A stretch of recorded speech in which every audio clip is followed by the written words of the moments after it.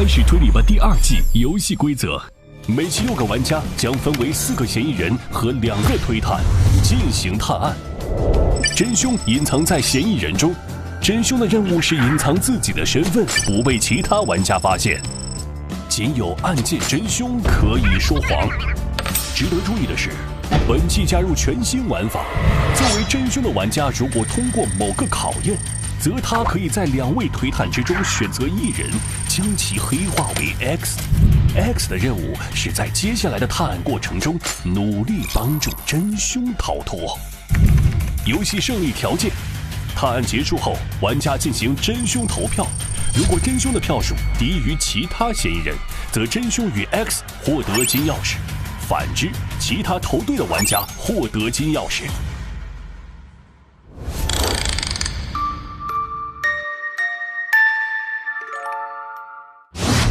周6，原本是热闹的推盲活外贸公司8周年庆典。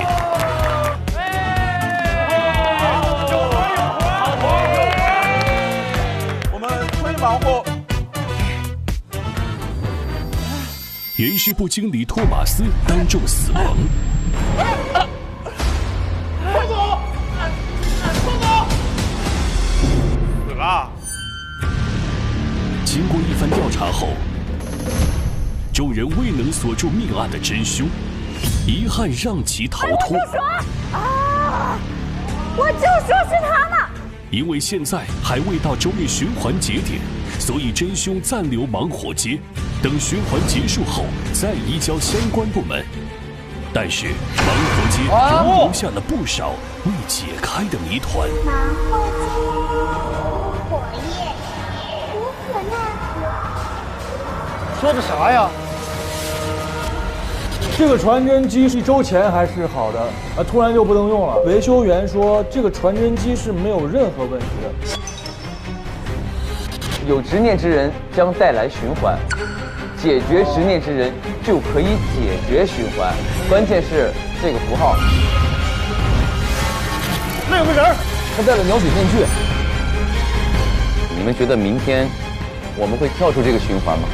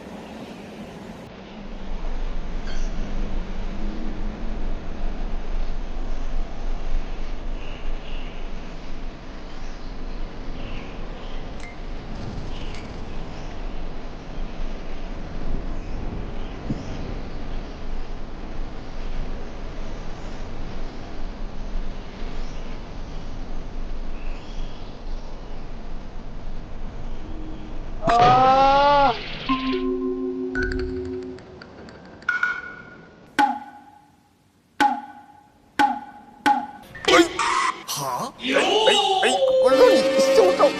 哦，身体力度大一点哎，我能感受到，是不是？是，我还是非常有劲儿的，非常有劲儿的。我不跟你比了，我觉得，真是有点坏。哎，不行了，这个胯有点疼。我们已经比了1晚上了。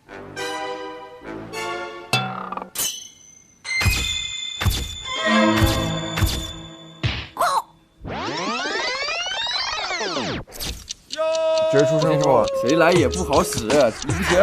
你看你抖的，你太瘦了，你硌得我疼，我的妈呀！我天生就是硬骨头。啊！最后一把，最后一把，来来来，我找个技巧，看看我如果怼在外边呢。哦，还能这么开始啊？我试一下，我试一下。啊，行，3、2、1，走。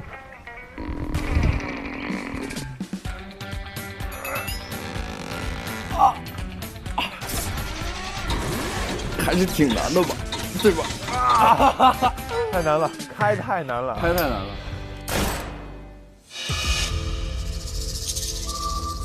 什么声音？什么声音？不知道什么声音？好像有一声砰的一声，是什么东西啊？天上什么东西响了一下？应该是那个方向吧？对，就在那边。溜冰场。咱们下去看看。先去把他们叫醒吧。走。有人吗？醒了吗？起床了！起床了，小杀手。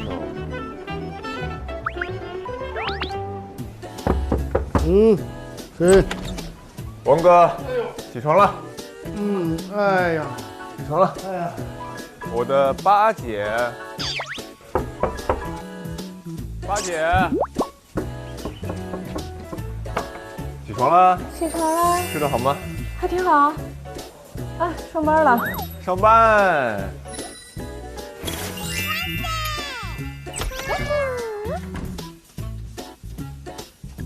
哎，这模仿我。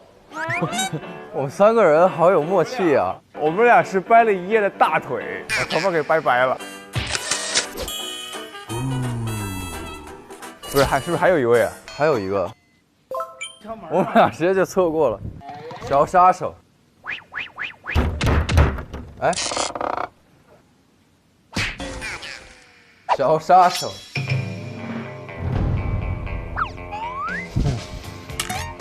都可以破门而入了，现在。我现在就是来逮捕你的。怎么还有斧子啊？最狠的男人。对，你先起来。谁来干啥？你刚刚有没有听到一声响声啊？听到了。他们3个人都没听到，就你听到了。对。你怎么听到的？快点起床，快！小杀手们，哎呦，今天咋造型这整个有点啊，小匪劲儿上来了啊！洋气。洋气。怎么说？啊！把手放下，不要碰我。你们听到响声了吗？刚才砰的一声响，听到没？没听到。没有。还真没听到。白买听到声音了。对。什么声音？听到你杀人的声音。你别乱玩行不行？哦，好。都没听到声音啊？那我们要不要去溜冰场看看？感觉那声音是从溜冰场唱出来的。感觉是在溜冰场里，对不对？对啊。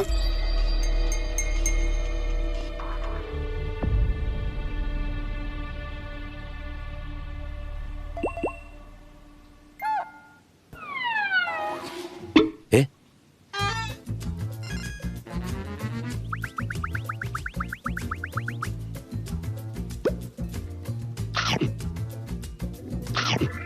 早上起来吃个零食。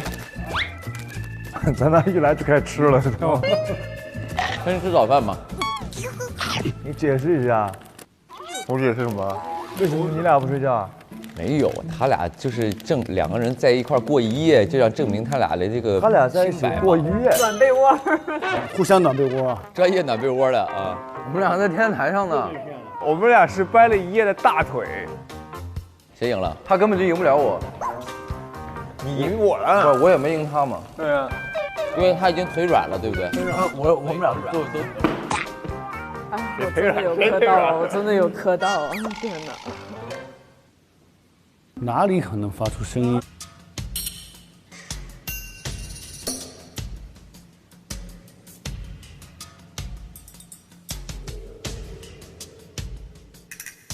能有什么声音啊？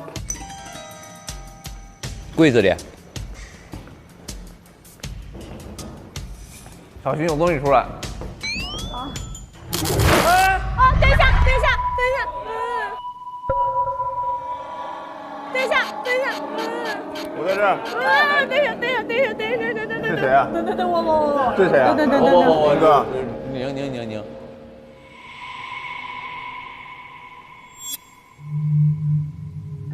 宁。你们在哪儿？快，我靠拢一下。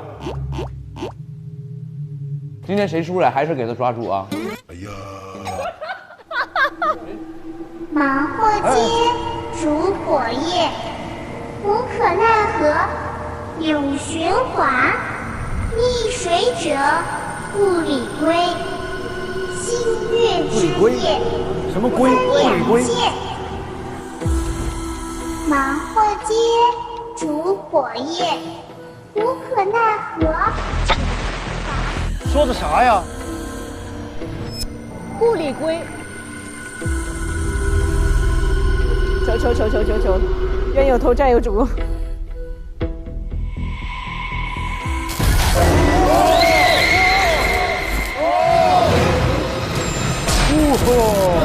他们那几个什么小光头。他们过来了。退！我们打不过他们这么多人吧？这俩人过去抓他们了。忙活街，煮火焰，无可奈何，永循环。逆水者，故里归。逆水者什么归？故里归。逆水。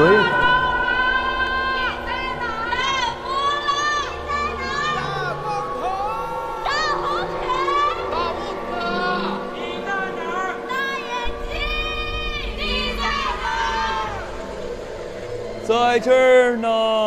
大刀疤。大眼睛。大波浪。大光头。哇！咱们仨最熟。人家都冲在第一，人仨冲在前面。刚才从哪儿出来的？从这儿吗？仓库。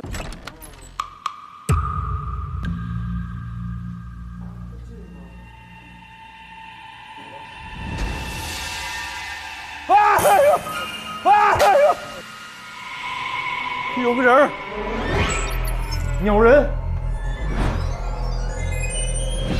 鸟头面具人，鸟人走了。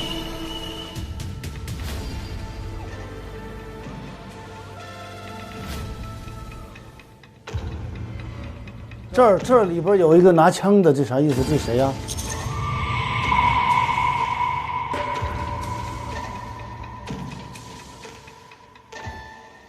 你把人头套给戴上。这儿有弹中弹了啊！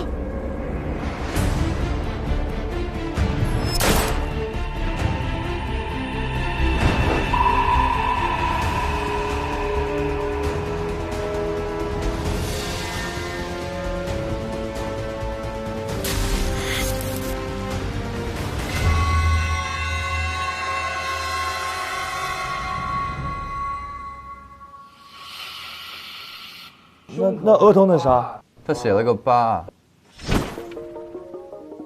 哎，8。哎，是我，哎。是你啊？这啥？这可以播放啊。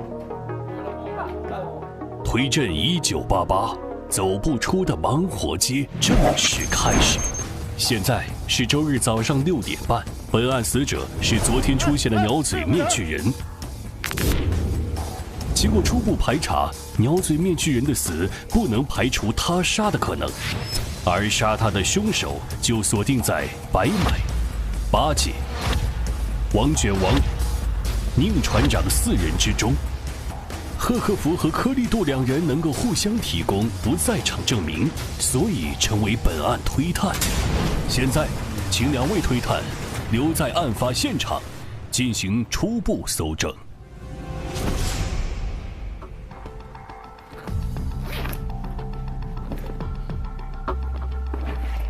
画册，这还有一个盒子，这是个密码锁，这里有那首诗。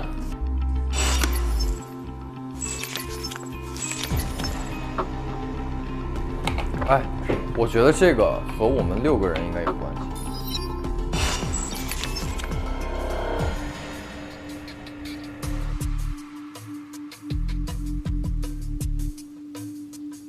他兜里有一封信。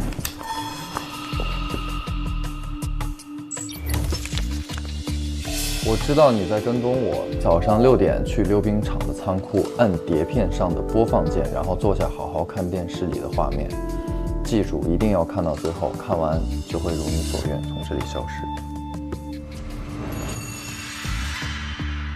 这个那就是凶手写给他的呗，让他来这儿看这个东西。他在跟踪这个人。他在跟踪这个人。他就是带着鸟嘴的这个人嘛，对不对？是。然后这个鸟嘴人在跟踪这个凶手，然后被凶手发现了，凶手就约他到这里杀掉他。点一下播放。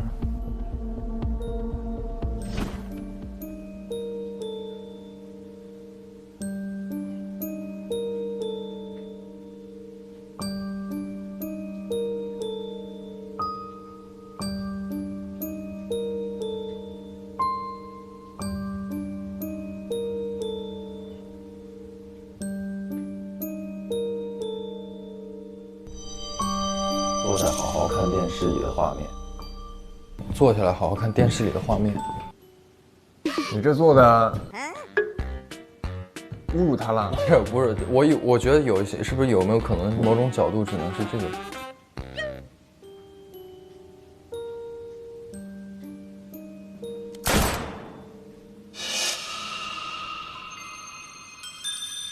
这就是早上听到的那个声音，就那一枪，就是那一枪。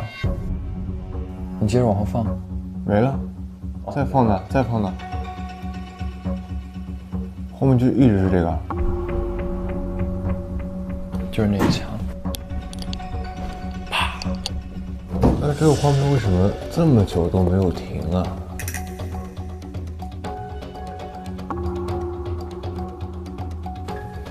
就一直是这个画面。但是其实我是感觉啊，就是你看有没有这可能，他这一枪直接从这个地方就打穿过来了，对吧？正常情况下会不会有子弹？有没有可能是？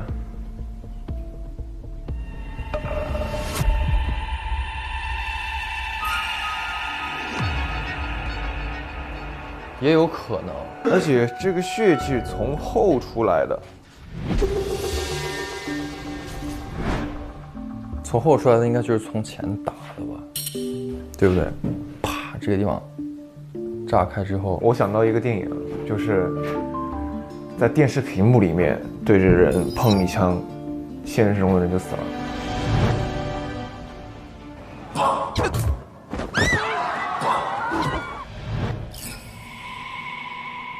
碟片，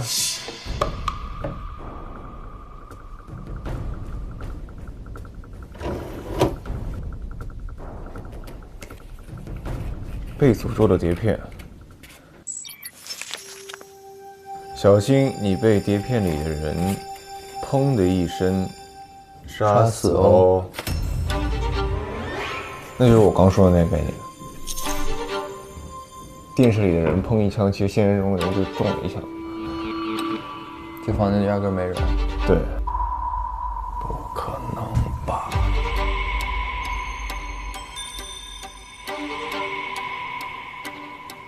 怎么死的呀？就是假设我是这个死者，我坐在这看这个电视，我的心脏就炸开了，没有什么外力，没有外界的东西打到我，这就比较特异功能那种东西。但是如果我们把这个东西排除，如果是真实的有一枪要射他，不可能在正面啊。正面他不会，他会还是安然无恙坐在这儿吗？一定是在毫无防备的情况下。对啊。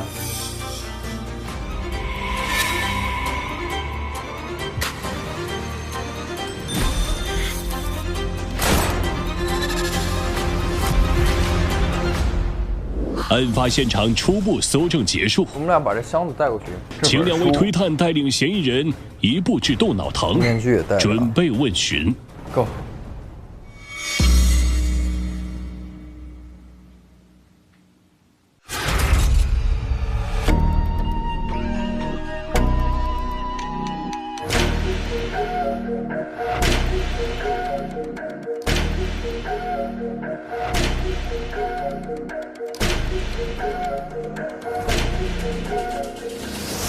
推探搜查案发现场的同时，窦脑堂的成员也搜集了与本案相关的部分证据。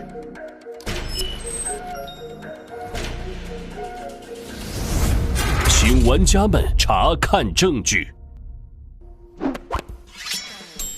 哎呀，一当推探这个状态都不一样哈，上来都是先，哎呀，掩饰不住的那个兴奋。等一下，我这有2个人的证据，为啥呀？玩法升级了，凶手可以得到所有人证据，是吗？对，我推看我不知道。你笑这么，你预知你是 X 了？我怎么预知我是 X 啊？还没出 X 呢。小 X 啊？哎，小杀手吧？你俩是 X 呀？你是打入推探内部的吧？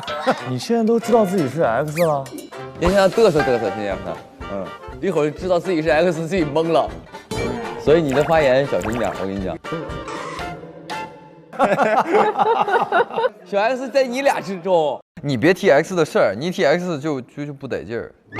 你有什么不得劲儿的？他如坐针毡，你知道吗？这个位置。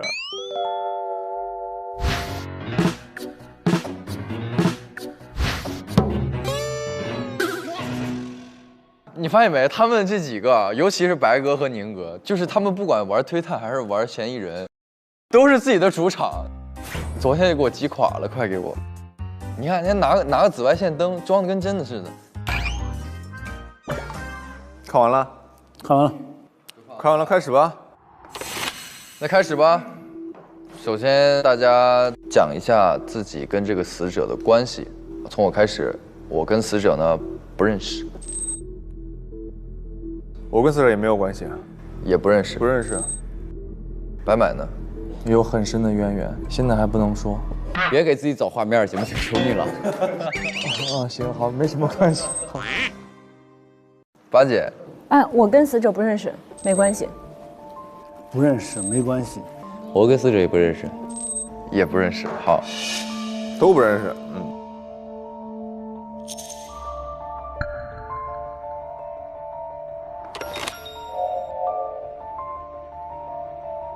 接下来我们就给大家分享一下我们在案发现场找到的一些相关证据。案发时间呢是早上6点半左右，然后案发地点呢是在溜冰场的这个仓库内，推断死者的死亡时间是在早上6点左右。因为我和贺克福是在早上6点的时候听到了一声响，类似枪声的那种响。尸体上有什么特征呢？首先我们找到的是他戴着这个鸟嘴面具，他的流血情况呢是在左侧的心脏，从前胸到后背直接就贯穿了，然后在他后背有较大的血量流下来了，顺着他后背流到椅子上，再滴到那个地上。他的死亡状态就是非常平和、非常安静地坐在这个椅子上，在看电视，然后就死了。所以我们推断他是没有过什么很明显的反抗或挣扎痕迹的，也就是说，很有可能死者是在毫无防备、毫无意识的情况下被杀的。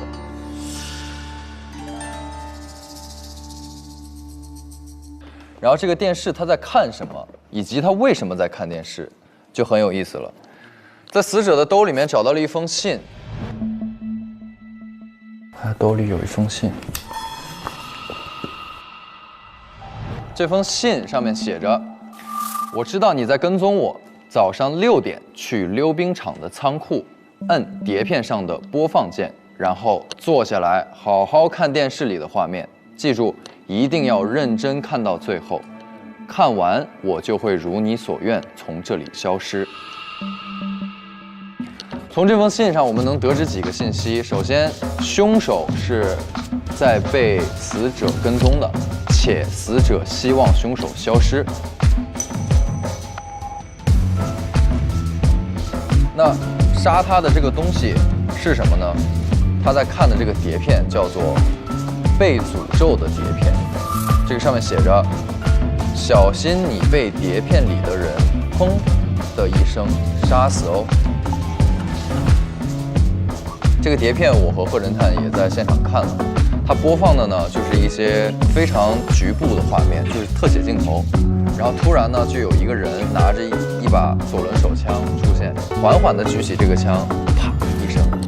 这个啪的一声和我跟贺侦探早上6点左右听到的声音类似，但是我们在现场并没有发现凶器，还有弹药或者火药的痕迹。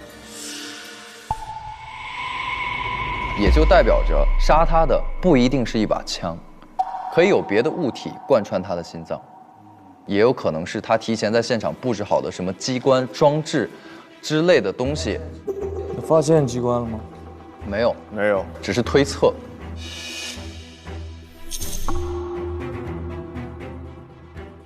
所以他是怎么做到这一点的？我觉得就是我个人的判断啊，就是这个凶手作案的时候未必在现场。因为我们在现场是没有发现很明显藏身秘技的地方的，这个仓库是非常小的，正面基本上没有空间。但这个柜子里也不可能躲人啊，没办法躲人这柜子。所以证明，如果是这个逻辑的话，今天的凶手就极有可能有不在场证明，因为他在作案的时候并非一定要在现场。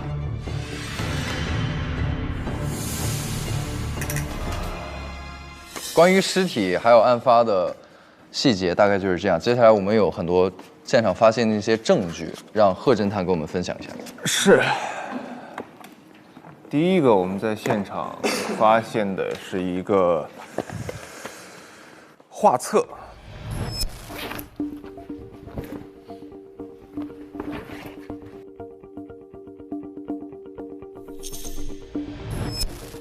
然后这个画册里面呢，有每个人和一个小男孩的合影，跟我的合照呢是2个人站在那儿拍照，跟宁船长的合照呢是宁船长在给小男孩喂草莓，跟克利杜的合照呢是在电玩游戏厅里玩游戏，和王卷王的合照呢是骑在王卷王的肩上，和八姐的合照是有一个算盘。应该是在教他算术之类的，和咱们白买的合照呢是在吃面，而且这个小男孩每张图都拿着昨天咱们发现的弹珠，哦，对，数量还不一样。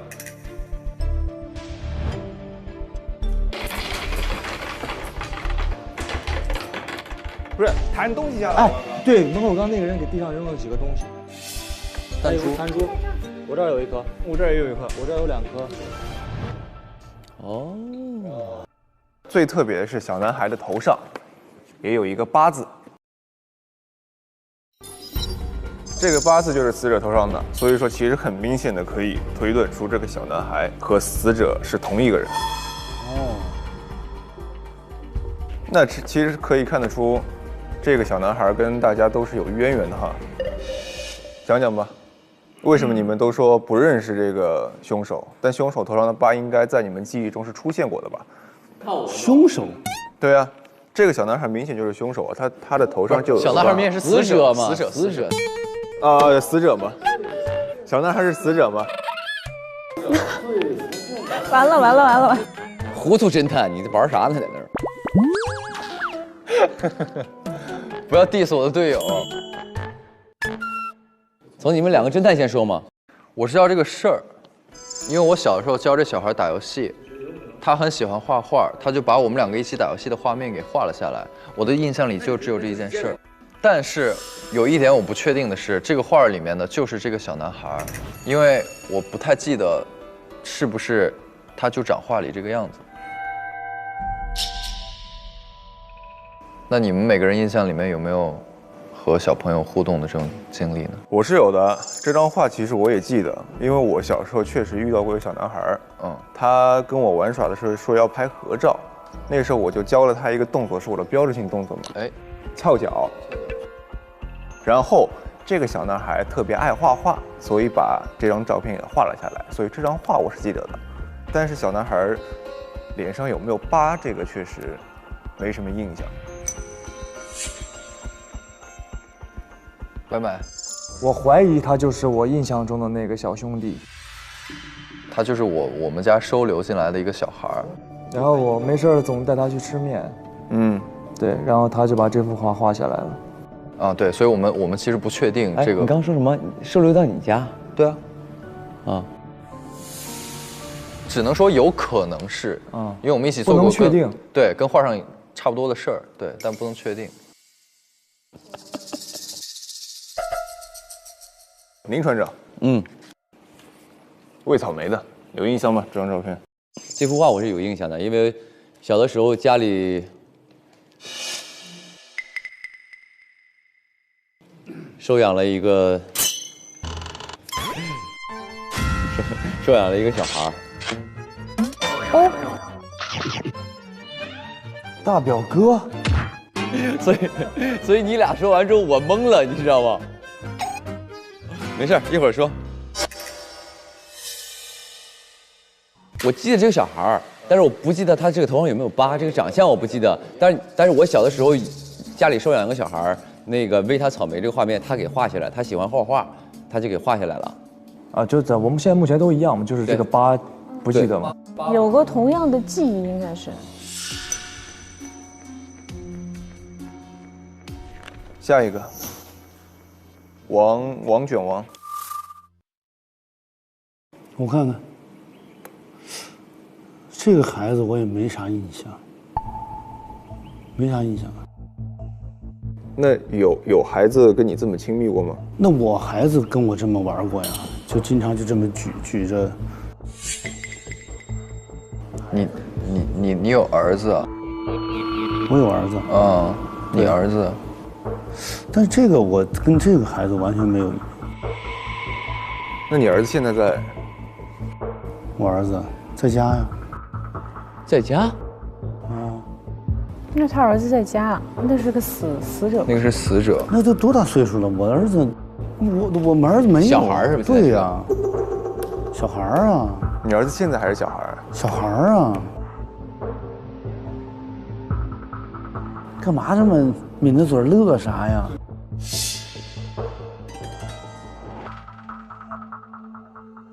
行，那下一个，八姐。我对这个头上有疤的小孩我没有任何印象，但是我教过我弟弟学那个算盘，学珠算。你教过你弟弟？对。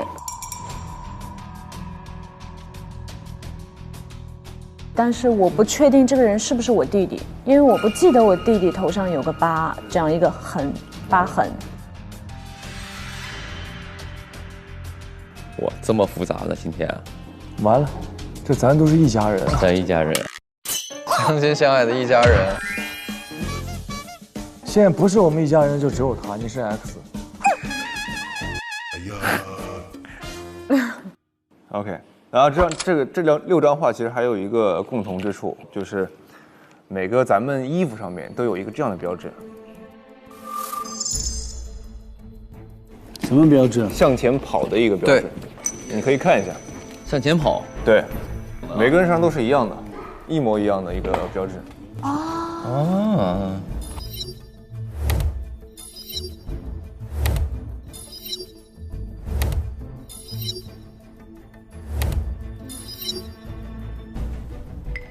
所以这啥意思？啥意思？你不清楚吗？就是啊，你不清楚吗？我清楚的很啊，我。小杀手。后面找到的证据就是一个密码箱，这还有一个盒子，这是个密码锁，5个嘛，拼音啊。这里有那首诗。然后还找到一张牛皮纸，牛皮纸上就是我们常听到那首歌。忙活街，烛火夜，无可奈何永循环。逆水者，故里归。星月之夜分两界，众游魂莫回头。往前走来应执念，船儿翻，春在后。正推里面人儿跌，寒冬过半身边，不识亲人真奇怪。这是诗前半部分的，后半部分还有一个提示是前为天后为地，天地相见真象现，然后是一个字谜，可以看一眼。重组首字母谁写的？上面原本就有的，然后同时是发现了一个5位数的密码，是一个英文字母的。是爱丽丝门。不能吧？然后还有一个是溜冰场里边，溜冰场里面，对，发现了一个日历。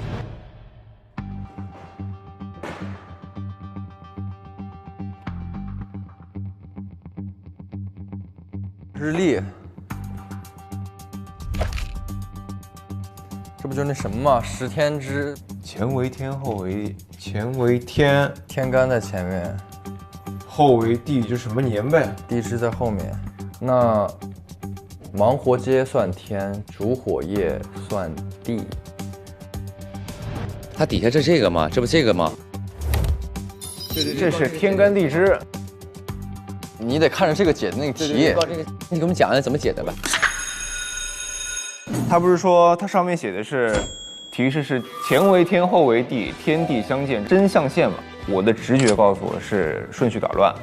然后说到了天干地支，我就把日历上面的10天干跟12地支都排了一下，前一句都是天干为标号，所以说从忙活街开始到不识亲人的10句话都用天干的甲乙丙丁戊己庚辛来标一个号，分别是10个天干。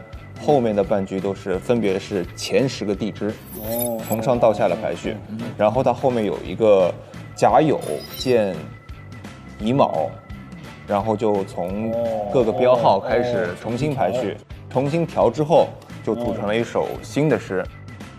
忙活街真奇怪，无可奈何分两界，船儿翻人儿跌，星月之夜烛火夜，逆水者故里归。正推里面永循环，众游魂应执念，不识亲人半身边。寒冬过，春在后，往前走来莫回头。这是重新组合的一个诗，它的意思也变了很多。我把它重新组合了一下，就是4句一行诗，正好是一个5句的诗。然后这个密码箱呢是5位数的密码，英文字母的组成，就对应了首字母的开头。忙船逆重寒。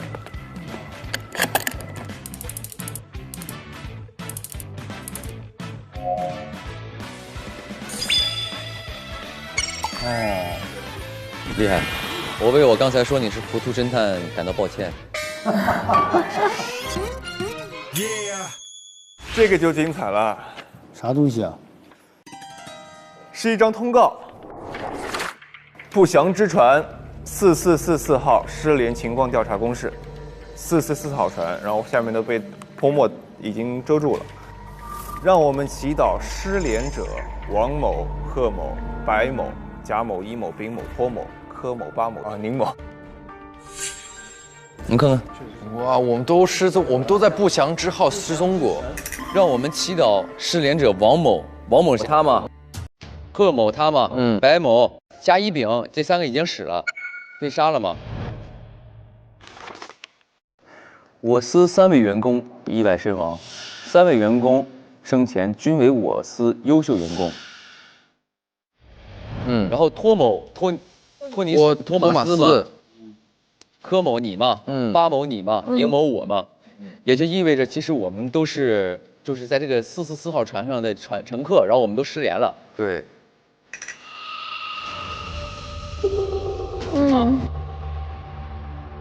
那他这泼墨盖掉的是什么信息呢？应该也是非常，就得靠猜了。时间线啊什么的吧，是不是？它应该是船帆的经过以及当时整个事故的一个陈述。你看，它这块是人名，顿号顿号顿号嘛，有很多人还有我没看到。很多人，对，所以就是还有很多人嘛。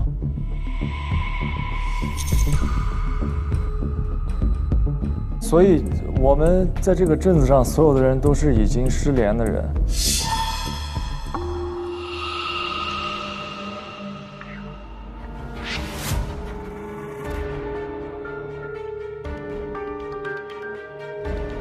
那如果这上面说的这些失联的人是1、2、3、4、5、6，我们6个人的话，我们为什么会在这儿？或者是如果打个比方，这一周是一个轮回，那是不是我们通过这个轮回又回到了这个镇里？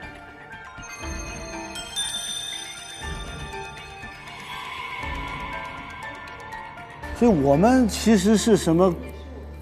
哎，那个你刚才那个诗里边，它有一个什么龟？有，这是我重写的啊，重写的吗？对，船儿翻，人儿什么？人儿跌，人儿跌星月之夜，烛火夜。这句话其实就是帆船失联的一个。溺水者故里归，故里归，故里归，是不是就回来了？我们回来了啊！正推里面永循环，这在这里边循环了。推震吧？什么叫震推啊？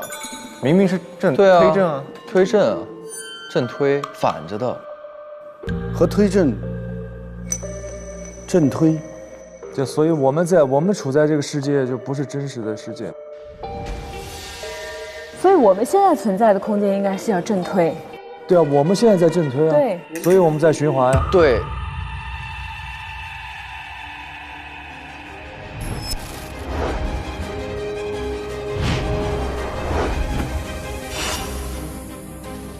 然后你看，众游魂因执念，不识亲人伴身边。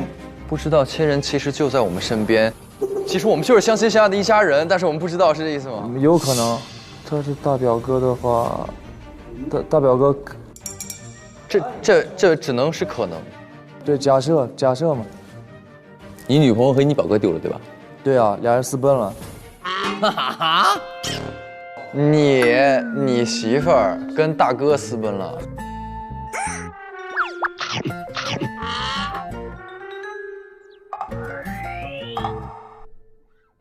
你别带着大家乱搞了，等会儿都糊涂了。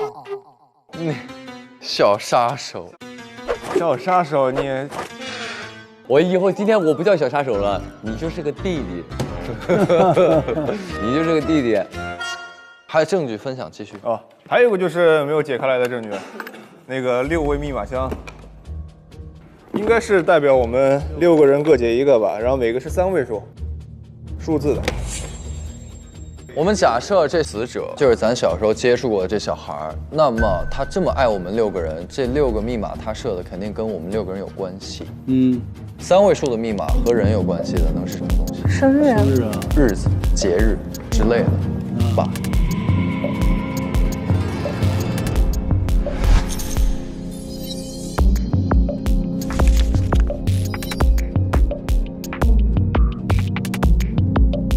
就请各位嫌疑人朋友们分享一下自己拿到的证据吧。先从8姐开始。我先分享一下，这个是在贺克福家里桌上写的是推震大瓜，然后就是它的一个海报，推震第一大胆，生出推震第一胆小。这是什么呢？对，这推震第一大胆呢，就是我爸爸。我爸爸呀，对啊，我爸爸是一个非常勇敢、有责任心的真男人。然后呢，生出了我这样一个怕黑、怕爬树、体力又不太好的人。而且我爸呢，也是咱们推王货贸易公司的一名职员，他的工作是在船上的船员。然后我就是一直很卷嘛，其实是一直想追随我爸爸的脚步，想成为我爸那样的真男人，这是我至始至终的目的，也是我卷的理由。然后是在贺克福家里的衣架上找到的一件衣服，这跟你在那个小男孩画的那个上面是穿着一样的，但是它后面写着4444号，所以这应该是个船员服。这就有的说了。我爸在上周日是出河了，然后呢，我去岸边想去找我爸，但发现那个航灯灭了，就是那个指路灯塔河上面的那个，我去把那个灯给修好了，但是一不小心就掉到了河里。等会儿，你说什么？你爸上周日去出河了？对，他一直没回来，所以我去找他，我去等他。然后你去等他，然后你没等到他，你就发现灯灭了。对，你去修灯塔，然后你从灯塔上掉下来了。对。那你怎么没死啊？就是你是怎么活下来的呢？还没讲完呢。哦 ，sorry， 对，我是从掉下来之后，好巧不巧就王卷王救了我，而且他开的是444号船。哦。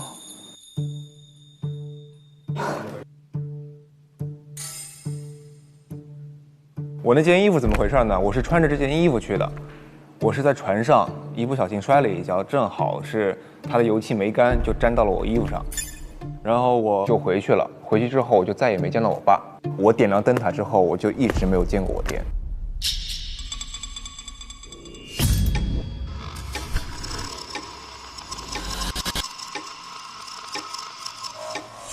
那个3号，3号是一个箱子，是从您家衣柜最下面找到的。然后这箱子没打开啊？啊，你可以试试开一下。这，哎呦，哎呦，吓我一跳。哦，它里面就是有一些小玩具，铁砂掌专用。还有一个眼罩，还有一个绳子，天井蹦极专用，然后还有个眼罩，眼罩写着摸黑专用。林船长，哎，这在你们家找到的，这啥意思啊？这个，哎，这事儿说来话长了。为什么说我是推毛或最浪的叔嘛？因为我比在座的各位年纪都大，在下今年46岁。那你比我小啊。我51，是的哥，你这个还要来冒充老大？你没有，叔嘛。然后呢，35年前的时候，我的表弟家里因为变故也来到我家了，以下就称之为我二弟。30年前呢，也就是我三弟啊出生了，3弟出生了。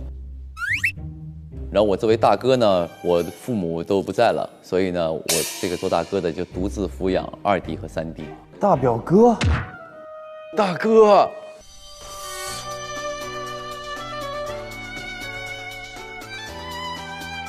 等一会儿，在26年前，我有了一个儿子。啊！我儿子有一个特点是什么呢？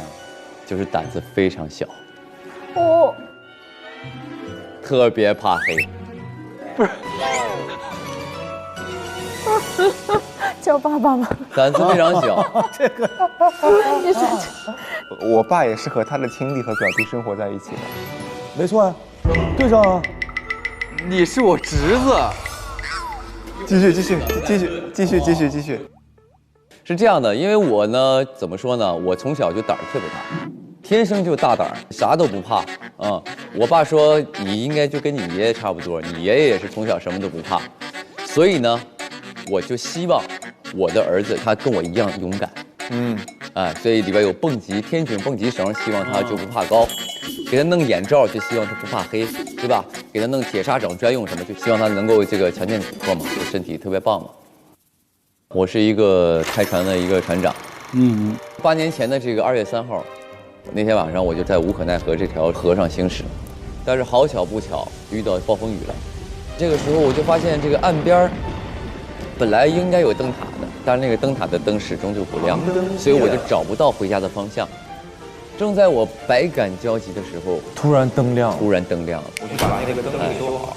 这个时候呢，我就很开心，我就顺着这个灯的方向往那个岸边开了嘛，我就安全到家了。我到家之后，我3弟跟我说，那个大哥，今天晚上为你点亮这盏灯的人是你的儿子，他怕你回不了家，于是他克服了恐高，克服了黑暗，克服了所有的恐惧，他站到那个塔顶为我点亮了那盏灯，让我安全的回家了。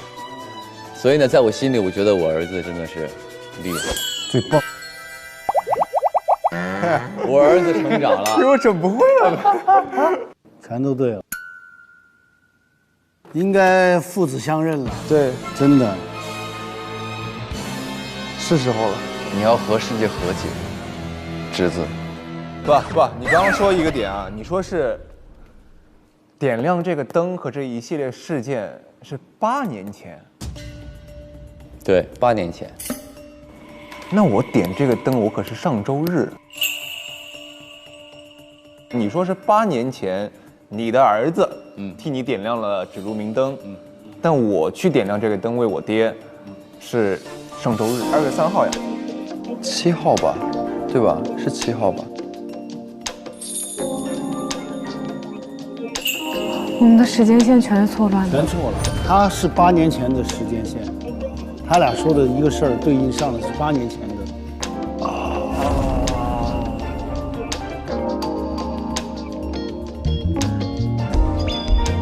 日历。8年前是1980年，1980年2月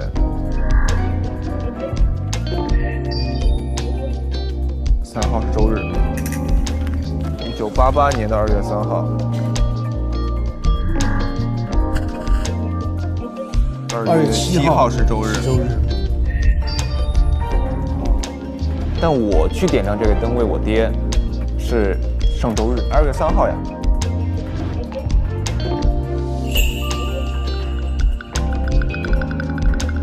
所以按理来说，就应该你如果记得是2月3号的话，那就是8年前的事儿。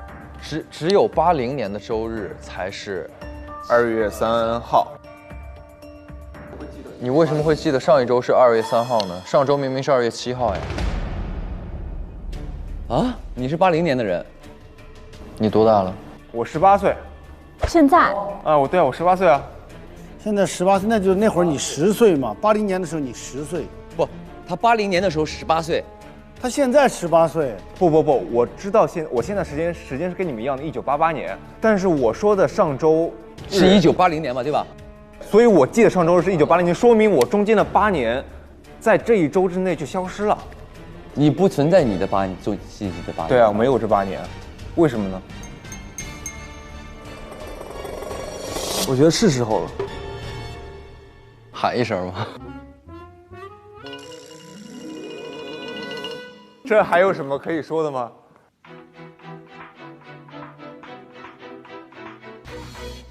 啊，这个人就是爸。好儿子，终于见到了。好儿子，这么帅气，果然这个身高是继承了我啊，可以啊，这个。不错，这小侄子不错。小侄子挺好，我都到现在都记得你勇敢的登上那个灯塔。Nice。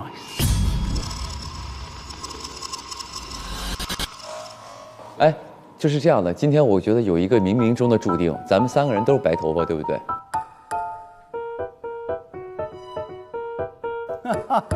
好像这个老宁家的人就应该是白头发。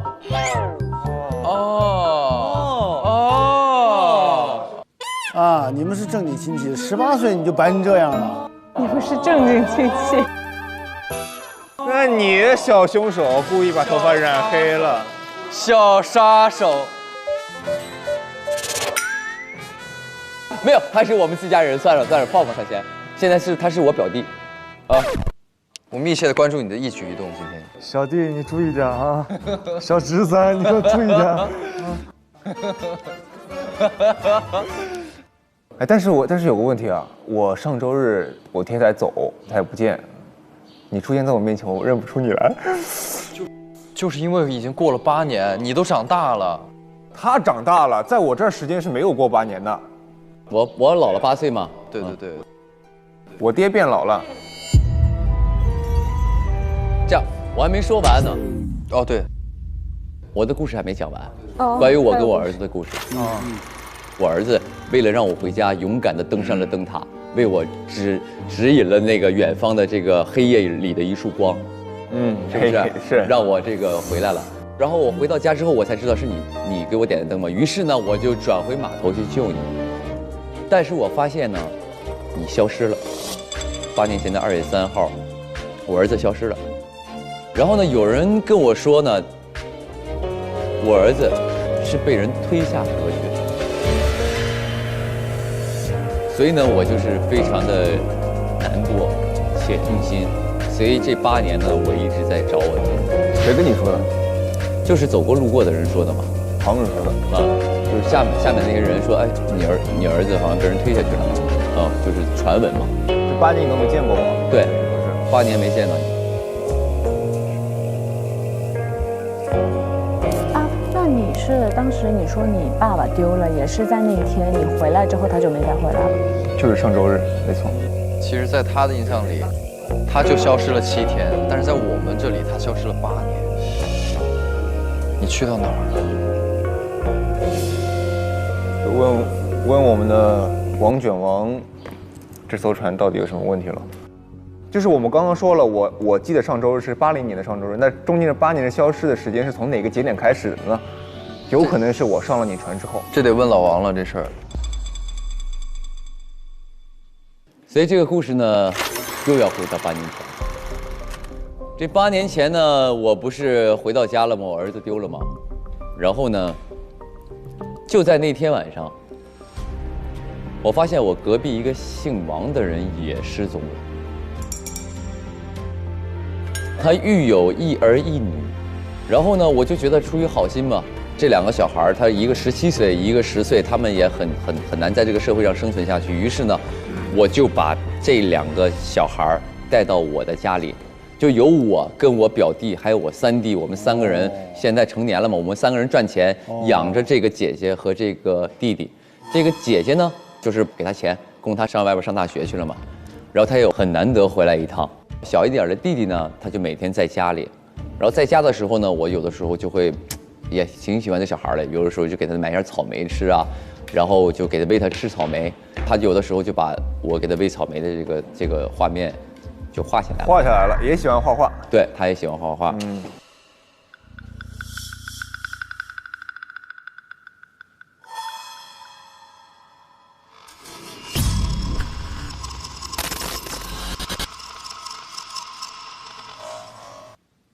好，第4个证据也是在您家书桌上贴着的一个推证日报，上面写着宁船长火烧总经理家地下室，总经理背锅放弃追责，火灾案是否另有隐情？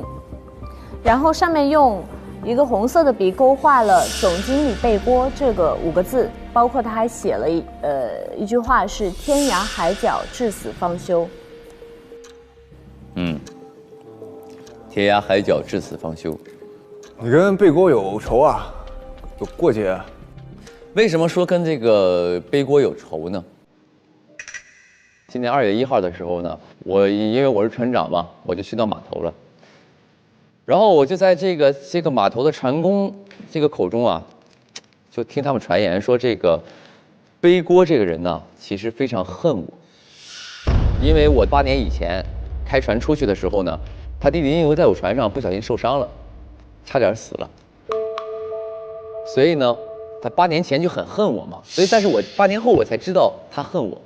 然后呢，船工他们在聊天的时候，他说8年前那件事儿可能是他干的，是吧？对，而且我回想了一下，当年呢，他是什么呢？他当年那天呢，应该在岸边修船，但是却有人发现他在灯塔底下鬼鬼祟祟。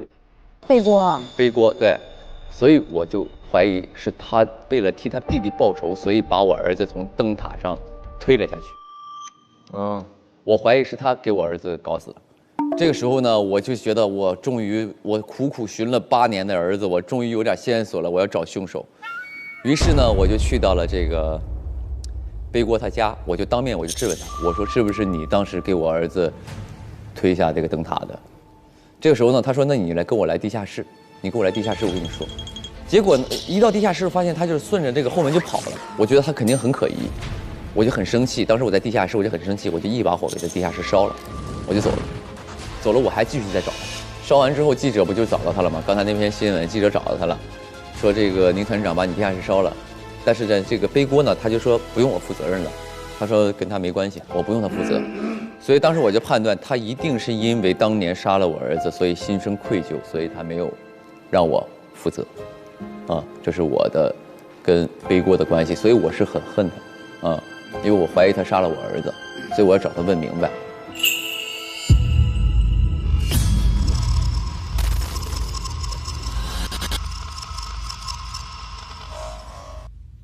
然后还有第5个证据，也是在您家人抽屉里搜到的，是一个登船凭证，推芒湖外贸公司的登船凭证，显示是2月7号，但没有写年份。这边有船号，但是被划掉了。然后它背后有这个都是我的错，这应该是个手写的，这个是什么呢2月7号的时候呢，我就怎么说呢？因为我一直在找这个背锅嘛。上周日，也就是2月7号。有人跟我说他会上船出河，要行驶在这条无可奈何上，他要上船。然后呢，当时有2条船，于是呢，我就跟我3弟商量，我说这样，咱俩一人上一条船，如果背锅在这条船上，我就抓住他；他要在那条船上，你就负责抓住他。结果呢，我跟我3弟分别上船之后，就这个天就开始起雷暴了，暴风雨就又开始旋转了。当时呢，我就眼睁睁看着这个我弟的这艘船就消失在了这个迷雾当中，所以我就非常的痛苦。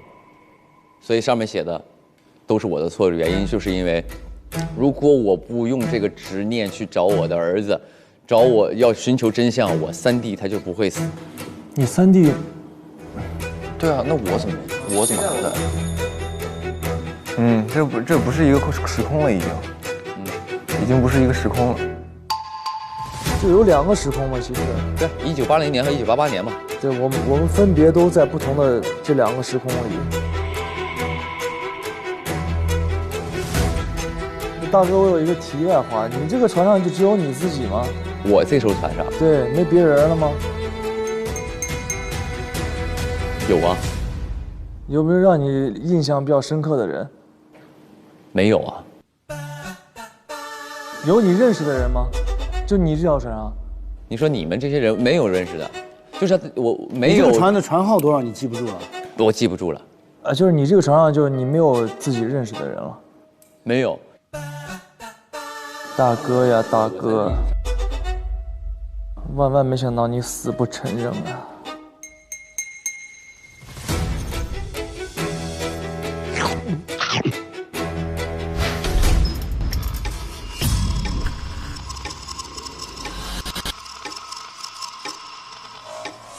那就你吧，白买。到我了。第一个船票嘛，在颗粒度的柜子上，也是2月7号，推芒湖外贸公司船号涂黑了，再没了。对，2月7号，就刚才他不是也在说吗？那个船票就是我上我那艘船的船票。第2个，颗粒度的柜子里发现了一封信。弟，莫担心，烧我们家地下室的是我的下属，不过我没打算追究他责任。我当时让他先在地下室待着，也是看他情绪激动，想让他先冷静一下。公司老员工都知道他8年前意外痛失儿子，这些年一直走不出执念，是个可怜人。你哥背锅。这个是我在那艘船上的时候，背锅在我上的那艘船上。然后我见到了背锅，我见到他之后，我就问他，我说：“哎，怎么回事啊？当年是不是你害死我侄子，我大哥的儿子？”他说：“为什么我要杀你大哥这儿子呢？我没有理由杀他呀。其次，我绝对做不出来这样的事情。”然后他就给我看了这封信。这封信是背锅写给背锅的弟弟的一封信，其实就代表背锅的视角。这背锅的视角，这封信上写的就是看他来了，情绪太冲动，想让他自己冷静一会儿再来说这事儿。然后他那边着急就一把火烧了。他在船上跟我说的是，这封信就能够证明他的立场是不会去杀害他儿子的，因为他非常同情怜悯我大哥，他知道8年前他意外失去了这个儿子，所以他就算一把火烧了地下室，他也没有责怪他，然后他让他弟弟不要担心这件事情。所以其实他和背锅中间是存在一些误会的，啊。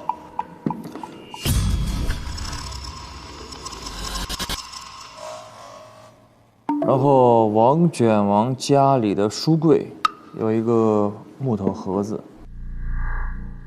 这个木头盒子里边有几本书，情商智商都不如有财商，成功是一门深奥的学问，如何轻松成为金字塔尖的人，如何像我一样成功，你和天才只差这一本书，还有几个计算器，还有一个那个烟草笔。这些书是我买给我女儿的，买给我女儿的。我女儿非常非常可爱。昨天其实一直没跟你们说的，就是消失的这个亲人就是我女儿。上周日我加班，结果我的一个家人离我而去。所以我心里边其实是非常难受的，因为我本身就是一个学财务的人，我是调到咱们公司的财务经理，对，所以我特别特别希望我的女儿也能够女承父业，能够从小就开始接触财务方面的一些知识，所以我就是在她3岁的时候，我就开始对她进行财务知识的一些培养。后来呢，我跟我老婆生了我第2个孩子，就我儿子。生了其实没几年，我跟我老婆就是感情不和，我俩就离婚了。所以我就开始了又当爹又当妈的生活。所以我为什么后来去王卷王，我为什么那么卷？因为我特别希望给到孩子一个好的生活。哎，你女儿今年多大了？消失了吗？不是。如果在的话，今年多大？17岁应该。今年应该17岁。那您的上周日就是失去亲人那一天是几号？2月3号。哦，您的上周日也是2月3号。2月3号，对。啊？跟你一样。对啊。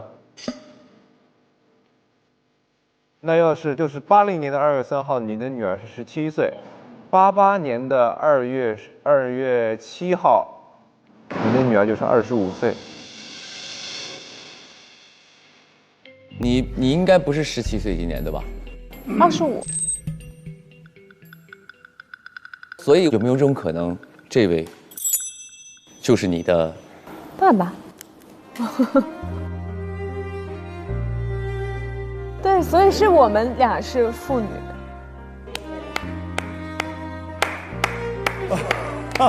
这个时候。所以我特别特别希望我的女儿也能够女承父业，能够从小就开始接触财务方面的一些知识。所以从小就立志要成为一个就是会计，并且要做大做强啊。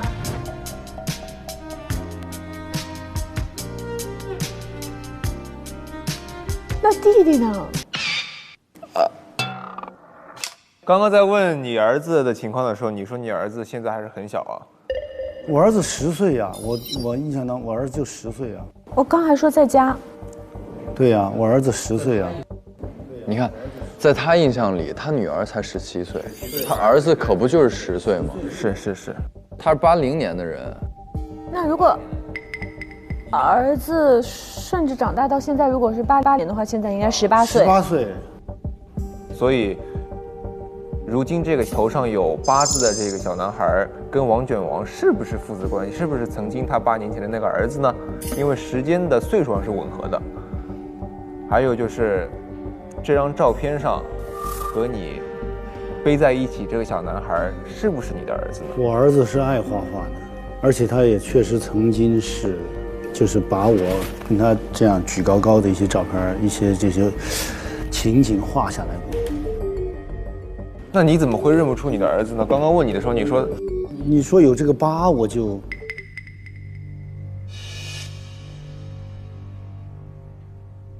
还有一个就是王卷王家进门衣服的挂钩，这个上面有一个标签是4444。钥匙啊，船钥匙吧？船钥匙。所以你是444的船长？我不是船长，这个事儿是这样的，就在上周日，2月3号，那天呢，我儿子呢去推市里边参加一个比赛。然后呢，女儿就跟我说：“爸爸，你能不能够带我去游乐园玩？”但是那天恰恰是公司里边有一个很重要的一个财务的案子需要我去处理，全部都安排好了，必须得去，非常非常重要。所以我就跟女儿说：“我说爸爸下次一定带你去。”而且我当时还承诺她，我说：“这样，女儿，我说爸爸今天忙完工作，去给你买一条裙子作为补偿。”忙忙活活一天。大概在晚上9点的时候，我才往家走。我刚往前走，我突然想起来，完了，我答应女儿的裙子我忘买了。然后女儿爆发了，女儿就说：“你从来都不在乎我的感受，你只考虑你的工作，你真的觉得我跟弟弟就那么不重要吗？”我当时就赶紧跟她解释，我说：“怎么可能呢？我说我这么拼命的工作，不就是为了让你们过得更好吗？”我就说：“你怎么这样呢？你作为一小孩，你应该理解你的父亲。”我说你好好的，你赶紧回屋，你去反省反省。我女儿当时从来没有过，当着我的面就大发雷霆，然后摔门就跑了。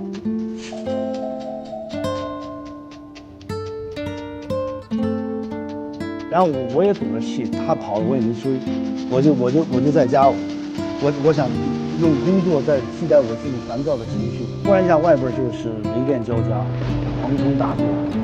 哎呀，我一想不行，因为她其实曾经有一个习惯，就我这女儿，她只要是心情不好的时候，她就去坐那个船啊。那我一看雷电交加，我怕她到时候说上船了，或者是出点什么问题，我就赶紧就追到这个乌克奈河这个边上。我到那的时候是9点40，船刚刚走，我就赶紧回公司，就拿上了这把钥匙，就拿上了444号船的钥匙。我开着船，我就想去追我女儿，想去找她。我开了大概有半个小时，就到那个灯塔那儿，我就看见灯塔上有个人掉下来了，就掉下来了。我这得去救啊！我就开着船，我就过去之后一看，就是隔壁小贺。然后我想带着小贺再去就是找我女儿，可是那会儿整个河上那个波涛汹涌，实在根本没办法说开到对岸，我们就只好就回来。我女儿就是走失了之后，我不就想去找她吗？但是这一个星期天天都是雷暴，而且整个这河里边啊，它就禁航了嘛，所以我去不了。所以我每天我就等着她。不知道啥时候他可能在后边吓我一跳，说爸爸我回来了，我就一直在等这个。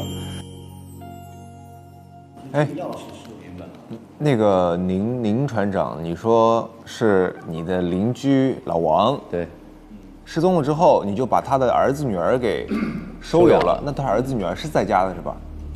在家呀，只是老王失踪了。对啊。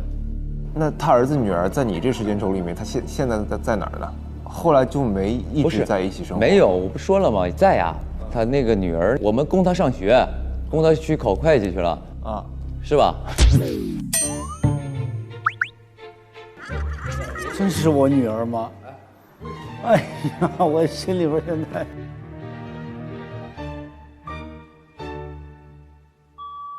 没有，是这样，我有一个问题啊，如果是按照所有人分享的这故事来听的话。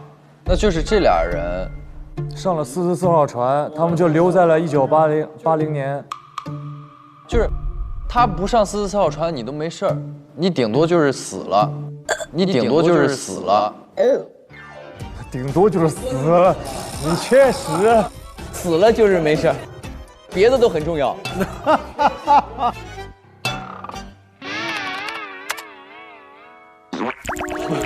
不是，我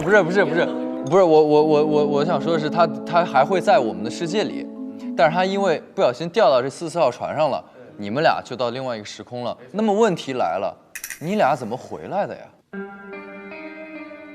那有没有可能是咱们也来了呢？所以我们两个时空实际上是重叠了。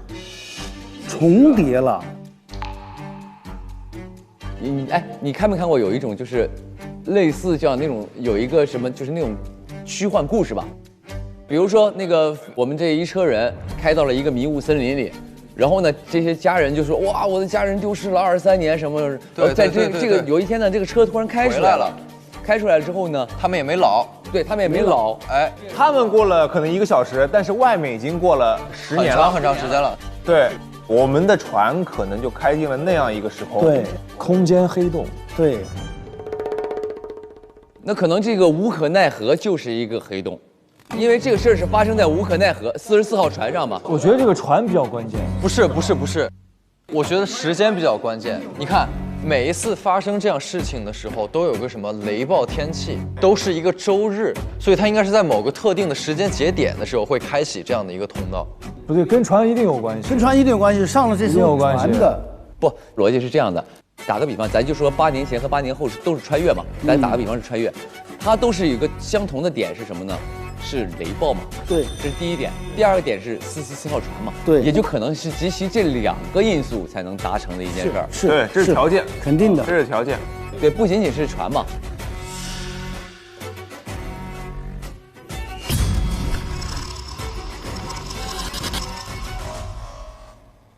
接下来一个要分享的是我们的大哥宁船长。大哥，第一个证据就是八姐家桌上有一张这个海报，高级定制，独一无二，新潮皮夹克，你值得拥有。有一件皮夹克被圈起来了，但是上面写的“天涯海角，至死方休”，好熟悉啊这句话。我的那上面也有。您家书桌上贴着的一个推证日报。上面写着“天涯海角，至死方休”。这个呢，其实是我跟我父亲吵过架，在80年2月3号，我就到了那个无可奈何那边，因为呢，小的时候我妈妈经常会带着我来这边，她会听我说话。跟我聊天，陪伴在我身边，他也会带着我上船去到河对岸啊，就是这样来来回回，算是一种散心。但是爸爸相对来说陪伴在我身边的时间很少，所以我一旦心里有一点不舒服的事情，我都很喜欢到无可奈何河边去。那天我就来到了无可奈何河边，大概是9点半的时候，我就登上了一个船，我坐到了河的对岸。我在那边溜达溜达，然后我就回来了，我就回家了。我回家以后，我发现我的爸爸不在家，我刚跟他吵完架，我出去，他不在家，然后我想那就又忙去了呗，我就没管。然后后来第2天的时候，就说传来一个噩耗，说我爸爸当时因为想要去找我，然后他自己开着公司的船出河，然后就消失了，所以我爸爸就丢了。但是他是因为找我才丢的。然后我就开始回忆，就是当时是怎么个情况。但我印象当中，那条公司的船，我那天在上那个轮船的时候，我见过那条船，它就停靠在岸边，然后有一个男人，他穿着一个皮夹克，这个皮夹克我印象很深刻，他在那边忙东忙西，就那个男人在船上不知道在干嘛。然后我就回想起来，可能是那个男人在这个船上动了手脚，我爸爸才会消失不见。而这个呢，是我后来在一个广告上面看到的，就说是这件皮夹克别人都没有，只有这个人有，它是定制的吗？定制的皮夹克，独一无二的，所以我就把这张留下来。上面那行字，也是我想说的，就是我非得一定要找到这个人。皮夹克这个人。对。那下一个证据是啥呢？啊，在这儿，在你家桌上也是一张船票。船号也被抹去了，登船时间是2月7号，但后面呢写了4个字，了无牵挂，什么意思？我爸爸以前把我托付给我们邻居来照看，然后呢，他对我们特别好。对。就我爸爸丢失以后，我也是在他们家长大的，然后呢。哎呀，我对我女儿的故事现在好感兴趣。我也很感兴趣，这样怎么回事？怎么还能有点离奇？很复杂，我也很感兴趣。就我当时大学毕业，然后我大学毕业呢，就我跟他的表弟。哦，女朋友原来是。哦。这心爱的姑娘是。我这么努力，就是为了给她买3大件，然后把她明媒正娶。我的那个女孩突然不见了，我怎么找都找不到。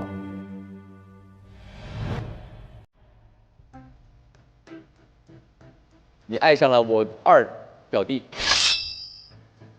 不是，我们俩是相恋，不是我爱上他，我们俩是相恋了3年。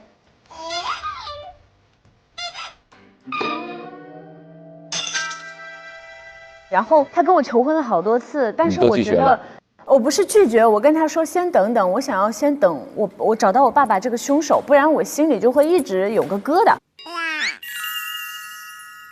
都是借口，你一定觉得他这人不行。哎，不是这样子的，你听我说，我就觉得说，哎，我得先找到我爸这个凶手。然后呢，就在2月7号的时候，我在我们公司背锅总经理的办公室，他人不在。当时我进到他办公室的时候，他那个钱包落在了地上，然后是翻开的，里边就有一张他穿着那个皮衣的照片。哦。然后我又得知他今天要登船。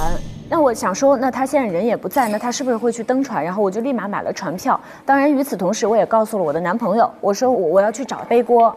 然后他也知道我的故事，他说那我陪你一起去。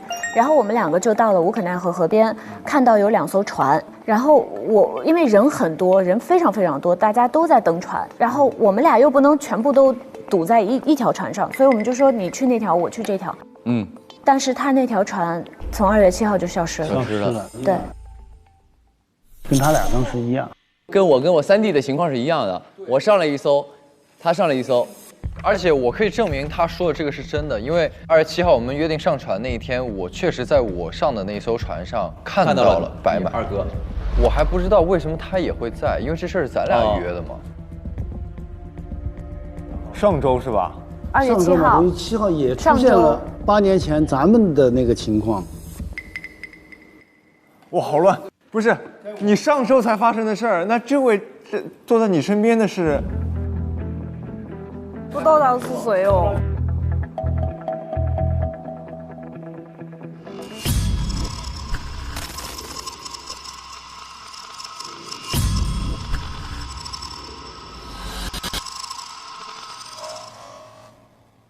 该我这儿，该我这儿。哦，王卷王还有证据。我这儿还有证据。我这个第一个证据是白买的床头柜里边有一枚戒指。哦，好浪漫。然后呢，里边有一个纸条，我一定会帮你找到他。你是帮他找我吗？没错。白买一直在存钱，就为了买这个比较大。这个在1988年可不得了。哎，是我的手型呢？我带肯定是你的这个。你这样式，如果是无名指戴不进去，就不是给这个女孩了。是戴左手右手啊？哎，哎，有点大，有点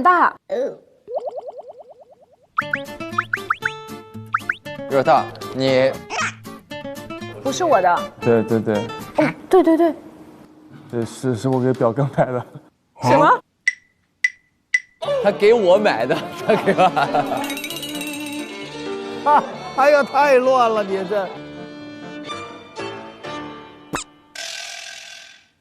你别乱说了，白买，你好好的。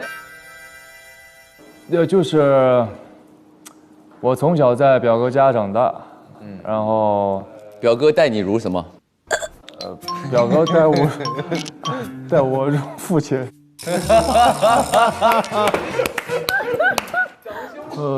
然后就是表哥的孩子，就是去灯塔的这个事儿，就没了。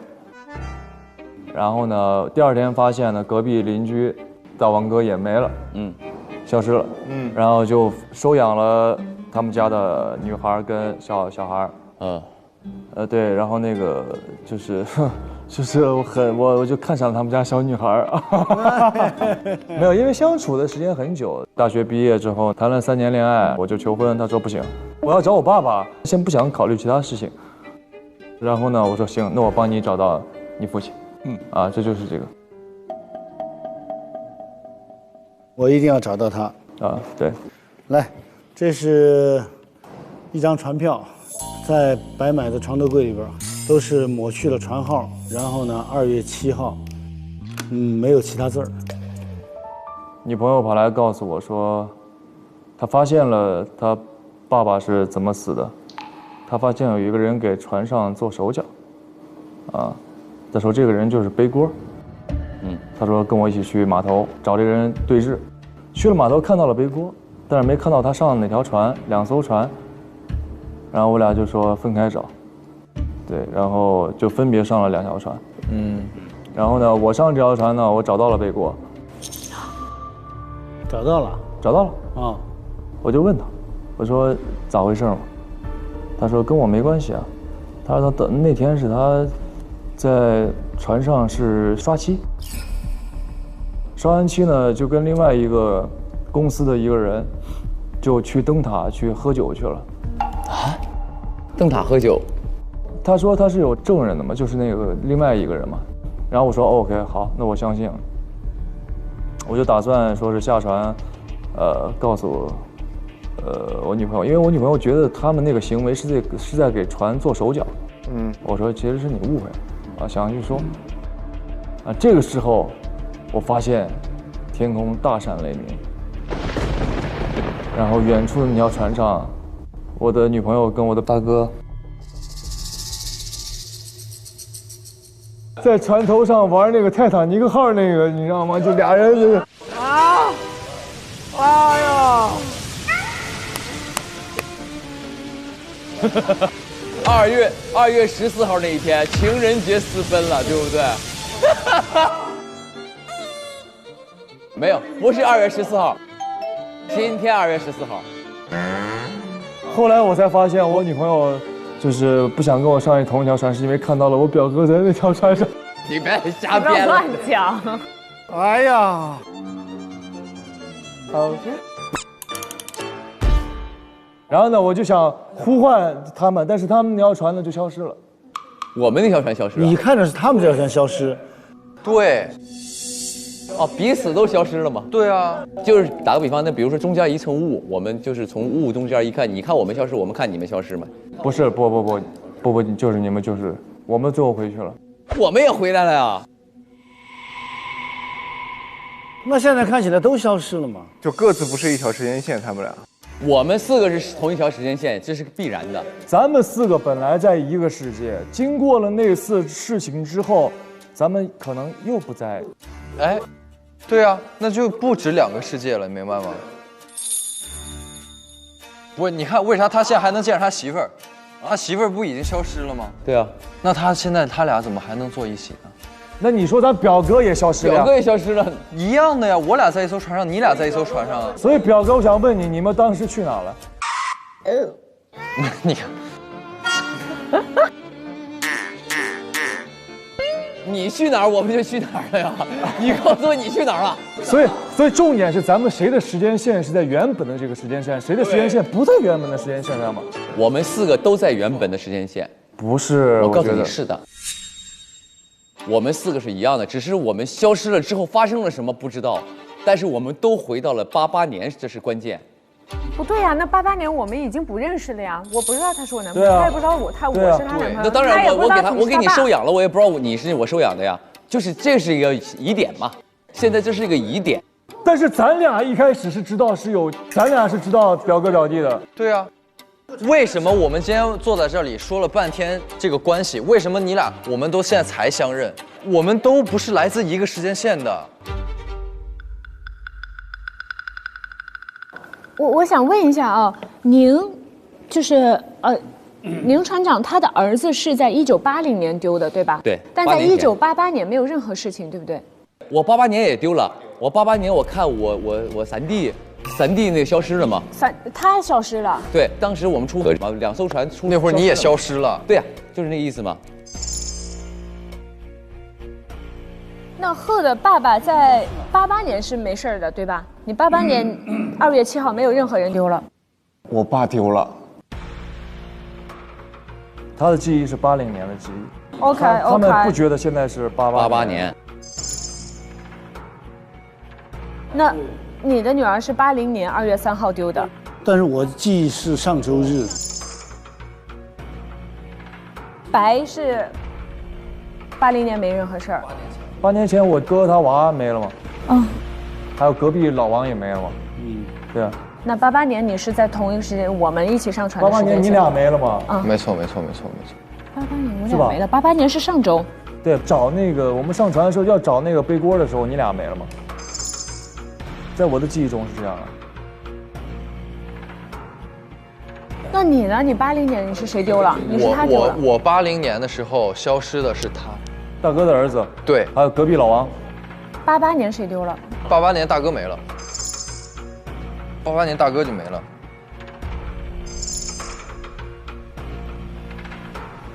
重点了，那就是80就是88，80就是88，同一时间点。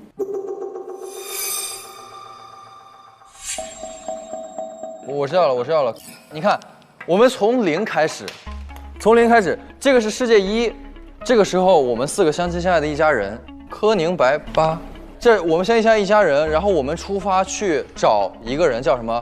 我们出发去找老贝，然后呢，我跟老白，我跟我二表哥说我们要在船1找老贝，然后嫂子跟大哥说他要在船2找老贝，我们在同一个时间。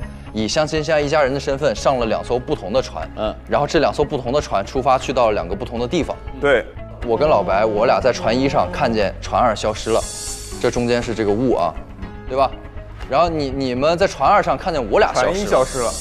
我要说的点就是在这个分支点的时候，我们就已经不在一个世界了，2个时空了，对。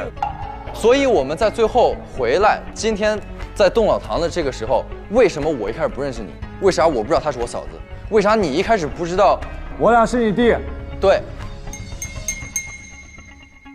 OK 啊，就按你说的，你俩是有人物关系的，我是你们大哥，对吧？对。我在你们这条时间线上长不长这样？我想知道，如果我去到另外一个时间线上，我再回来，我是否还长这样？我是不是还是林船长？长相其实不能作为依据，最重要的是你俩同时消失了，但你俩回来之后，你俩不认识了呀。装作不认识有没有可能？行，你俩就是装作不认识。你不懂。OK。是这样的，大家还记不记得昨天在托马斯办公室找到，他说他每次轮回他都要清空所有的东西，重新再来一遍，所以他不想再过这个周末。每次循环，所有东西都清零重来了。这星期我真的过腻了。这个周六我又要组织8周年了，我又要一直在这个8周年。对，我再也不想过这个周了，我必须要找到解除循环的方法。所以就等于我们每一个人为什么不认识对方，也像那个诗词里面说的，就是我们已经清空了对对方的记忆。我俩没清空啊，我也跟他没清空啊。他是我邻居家孩子，我也记得呀。所以你俩是在一个时空的。我俩在一个时空啊。对啊。哎，等于说，等一下，宁哥，你记不记得你在那个船上看到他了？我不记得。你不记得这件事儿？你记得你在那艘船上看到宁船长了吗？也不记得。那意思他俩还不在一个？不是，有一个概念是他们俩在船上没有碰到。碰到了。不是，你想他俩都泰坦尼克了，船上。对啊。还能不记得？泰坦尼克是你编出来的还是你？不是，泰坦尼克是真的假的？男人在这种极端情况下，他会幻想出好多那种他不忍直视的画面，我的怒火就起来了，就是那种的编瞎话。你是小杀手。没有，这个我可以替他作证，我确实在船上看到白买了。对啊，我看到白买了。但是他有没有看到他俩不重要。泰坦尼克号那个我瞎说的。我怎么记得这件事情啊？说明我的记忆是在的呀。你记忆在，那你怎么来到跟我们相同的空间里呢？我们不在一个，对，这个是我们现在要此刻，对我们现在要解决的问题就是这个。为什么我们几个互不相认的相亲相爱一家人还能碰到今天这儿？我们一定是来自不同时空的宁船长、贺克福、柯还有白。但是我们之间不是每一个人都来自6个不同的时空，因为有两是连在一起的，你明白吗？不是，但咱们现在能确定的是，你们俩是认识的，我们俩是有共同的一个过去的，他们俩呢？所以我跟你说，结论是什么？结论是有3个世界，柯跟白在一个世界，可以确认啊。宁就泰坦尼克在一个世界嘛，对吧？完了就是4444，也就是这个王哥跟贺，对不对？王贺，3个世界，就这么回事。咱们现在3个人互不相认，是因为我们以这样的分组来到了今天的这个时空。重点是咱们2个世界的人都相互认识，他们俩为什么不认识？重点在这儿啊！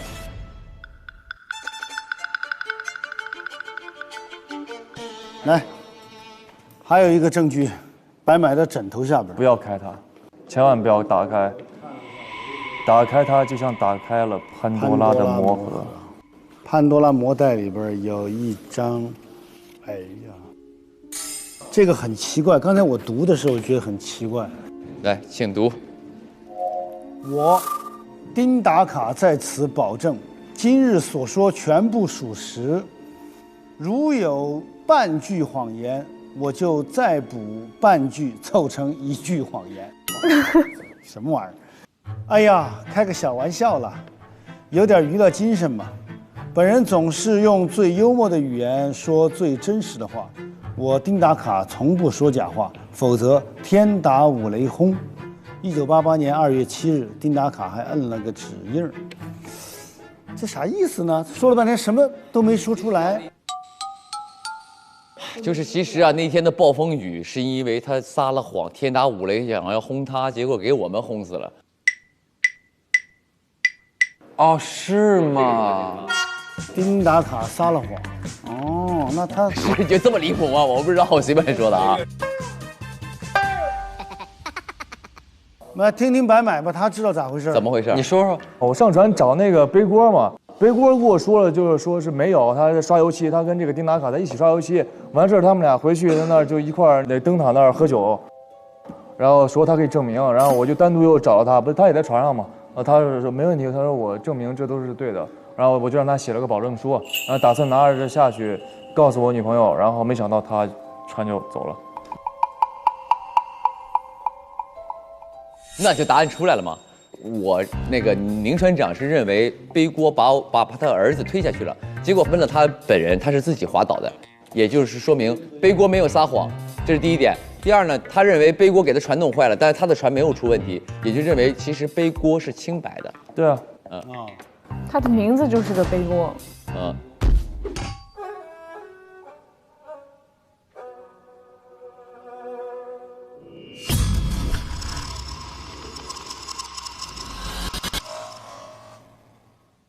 到现在都没盘到杀人动机呢。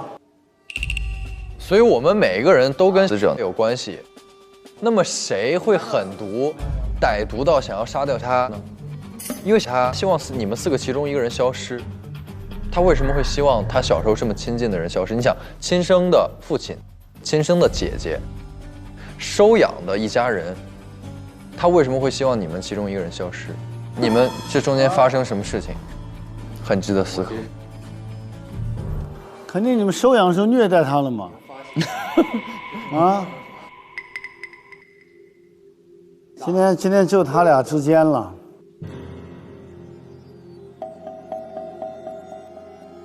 哎，你为什么往我们身上推呢？我能把自己儿子杀了吗？正因为你来到了我们这个时候，你觉得这个人不是你儿子，你把他杀了，你的儿子才会出现。是有这可能的呀。你不相信你穿越了吗？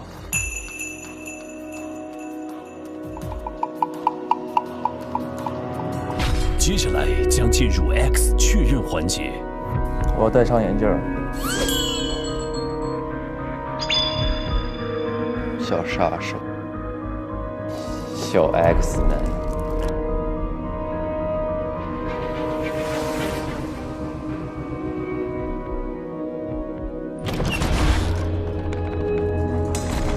去吧，可以度。哼。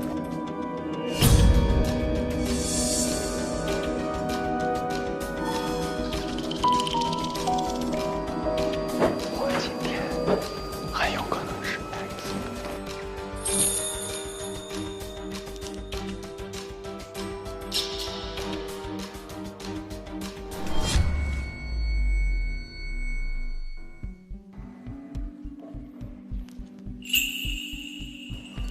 今天这个凶手是个糊涂蛋啊！不见得，不用玩这一套，没有必要。你看，你当 X 的时候也要这样说我，你当凶手还要这样说我，每天诋毁我。今天很有可能是他。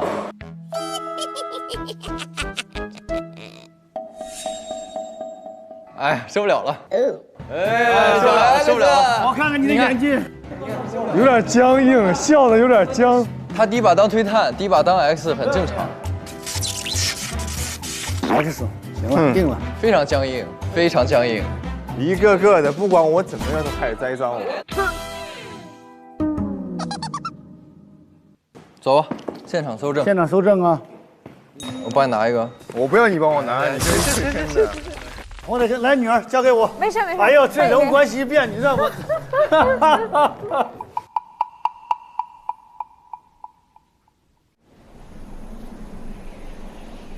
刚跟女儿相认，突然冒出来俩女婿，一会儿可能会有3个。我跟我没有关系，大王哥。图他啥也不知道。哎，跟人处3年，不给人负责任。我求婚，他不同意，他要跟你走。原来是他的问题。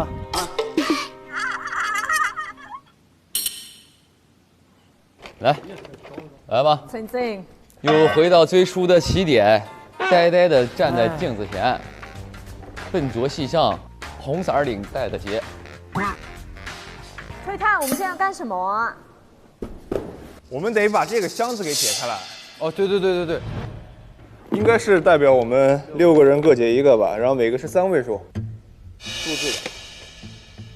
我们假设这死者就是咱小时候接触过的这小孩，那么他这么爱我们6个人，这6个密码他设的肯定跟我们6个人有关系。我们得把这箱子打开来。来，先把箱子打开吧，是吧？然后这箱子上面呢，还有一个手电筒，试一下呗。来，什么意思？什么意思？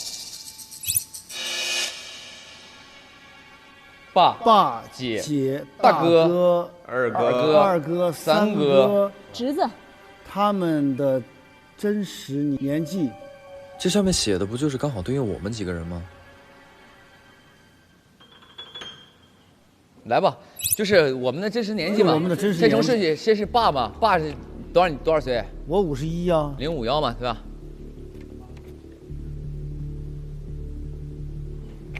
开了吗？哎，没开了，没开了啊。051不对吗501，哎，不对啊。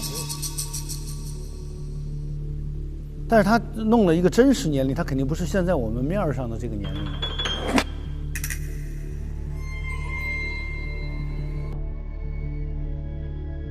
哎，你少算8年，你应该多算8年。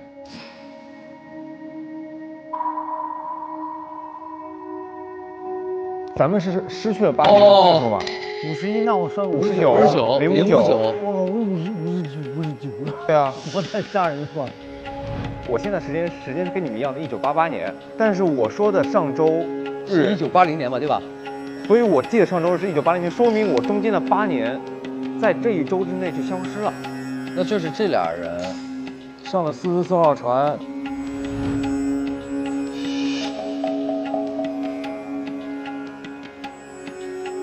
哎，开了059对了059嘛。第二个是25，姐是吧25， 25。开了225。下一个谁？大哥是吧？大哥，我今年46。就是46啊。是46。二哥是谁呀35。 好，来下一个谁呢？三哥30。那我就是18加上8，我26。 026。哦。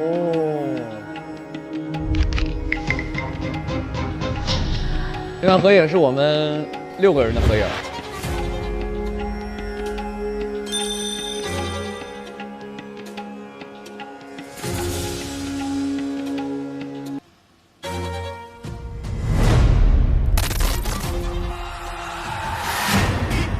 哎呦，别打哟！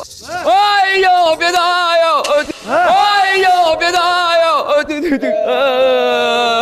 我各位老师们，对不起。来人了，这边。来，别走！天哪！怎么样？什么造型？还说你们两个没关系啊！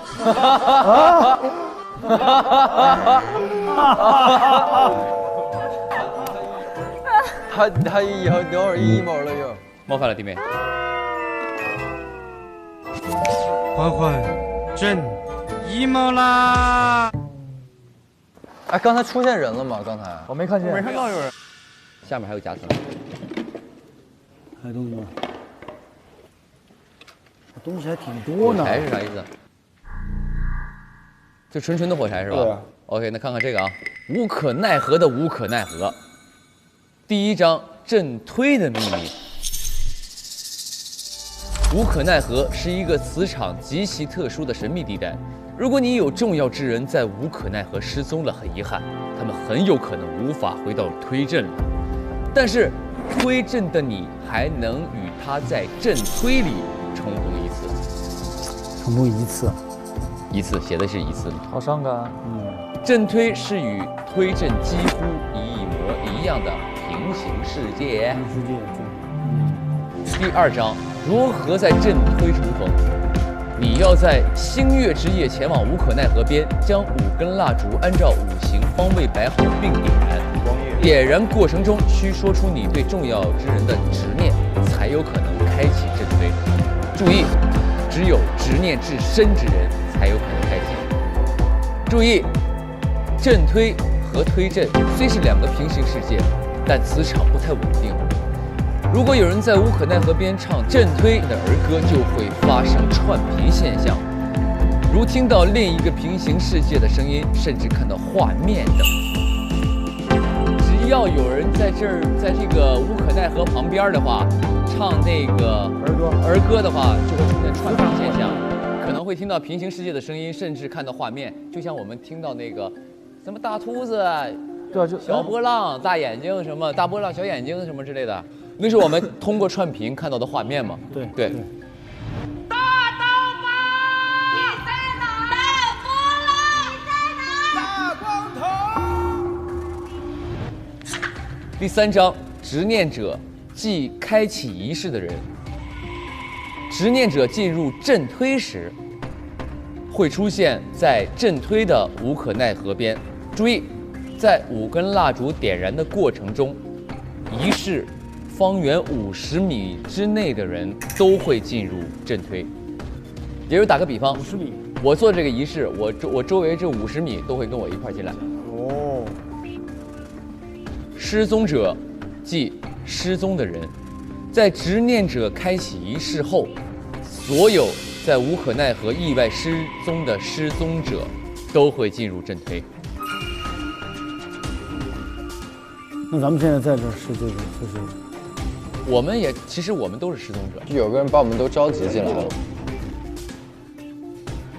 我的那个女孩，跟我的表哥突然不见了。我爸爸是上周日突然失踪了，我儿子消失了。消失的这个亲人就是我女儿。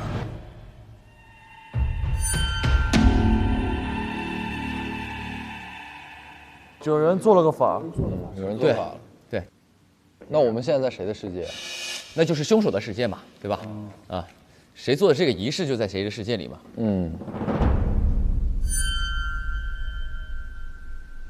第4章如何离开阵推。阵推与推阵的重叠空间，溜冰场，是唯一一个阵推与推阵重叠的空间。如果想离开阵推，需启动切换仪式。启动后，重叠空间将与阵推的溜冰场切换成推阵的溜冰场。当从推阵的溜冰场大门走出去，便可回到推阵。注意，只有人可被切换，所以2个平行世界的溜冰场必须保持陈设一致，以免切换空间时发生意外。陈设一致。我俩刚才你这都拆了你。没事，能装回去。没事。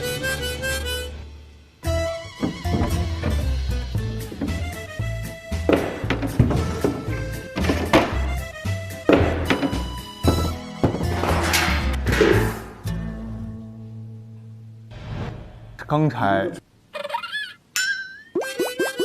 没事，能装回去，没事，能复原哈，能你装回去，可以装回去。执念者和失踪者都可以进入阵推溜冰场和推阵溜冰场，但只有执念者能从推阵溜冰场走出去。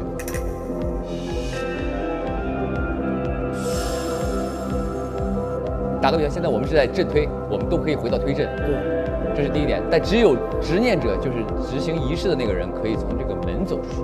那要是被不小心带进来的人呢？那我就是以同样的设定，只有施法者才能走出去。重叠空间切换仪式，请前往推好溜冰场，仔细在柱子上寻找仪式的详细步骤。注意。举行仪式前，仪式参与者需提前准备好金木水火土5种元素属相的物品。那个包，托尼的那个包。对。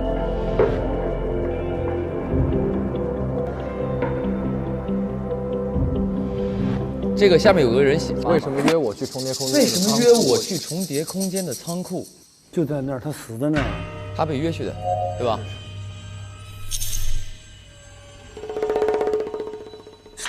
第5章，阵推的反噬与伤害。第一，永远循环。阵推开启后，在无可奈何里失踪者都会被召唤到阵推里继续生活。如执念者进入阵推，则会从他进入当天开始，陷入一个为期7日的时间循环。阵推的所有人会不断重复这7天。就这个执念者，对，其实昨天那个谁，托马斯说那个执念者是这个人，是这个人，对。他身上掉下这张纸，说明这张纸是这个第一个戴着鸟嘴面具人掉的。找到执念人，把他干掉，他才能结束循环。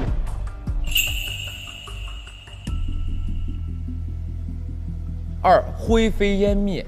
从推阵进入阵推的执念者必须在28天内离开，即第4个循环的结束前。第4个循环啊，其实就是今天，周末了。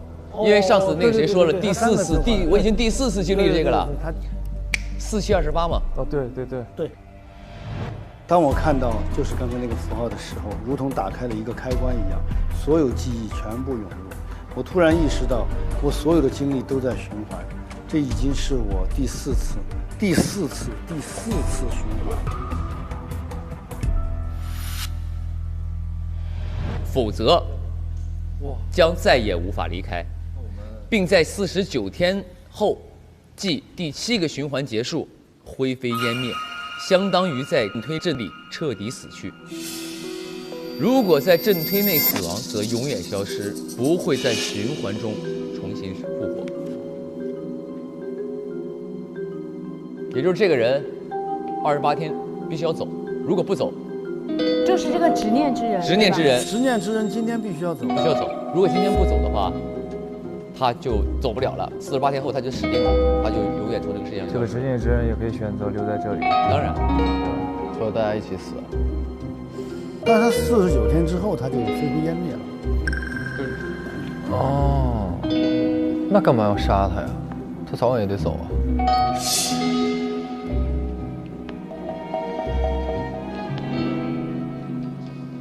那这死者，如果他在这儿，要不他是执念者，要不他是在无可奈何上失踪的人嘛，被召唤回来，就是两个点嘛。对对对。有没有可能在他的那个世界里，其实我们每个人身上的故事都在他身上发生了一遍，身边没有亲人了？哦，你说的也有道理。我们都跟他有关，所以才会有那幅画。但是我们在他的世界里已经消失了。对，全都消失，所以说他举行的那个仪式。等一下，这个你看啊，他这个照片上有个日期嘛？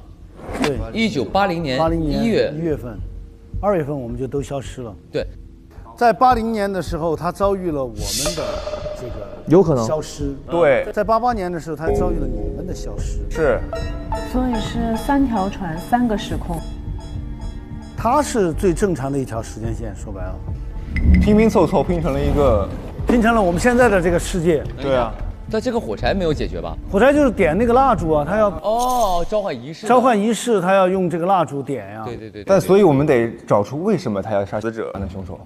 如果是从逻辑上说来说，如果他是把我们招过来的话，我们应该有人是有记忆，说就是不想离开这个镇，想保持现在这个状态。对，是啊，保持现在这个。对，不是，主要是保持现状对所有人都是不利的。为什么？因为我们每个人都不属于这里啊。为什么是不利的呀？对于我来说，我儿子回来了；对于他来说，他女朋友和他大哥回来了，对吧？对于你来说，你哥回来了吧？你2哥也回来了。对于我来说，我女儿回来，我跟我女儿。对你的执念是你女儿嘛？你女儿回来了吗？但是我们得搞清楚凶手为什么要杀他，这个很关键。咱们推的是杀他的凶手啊。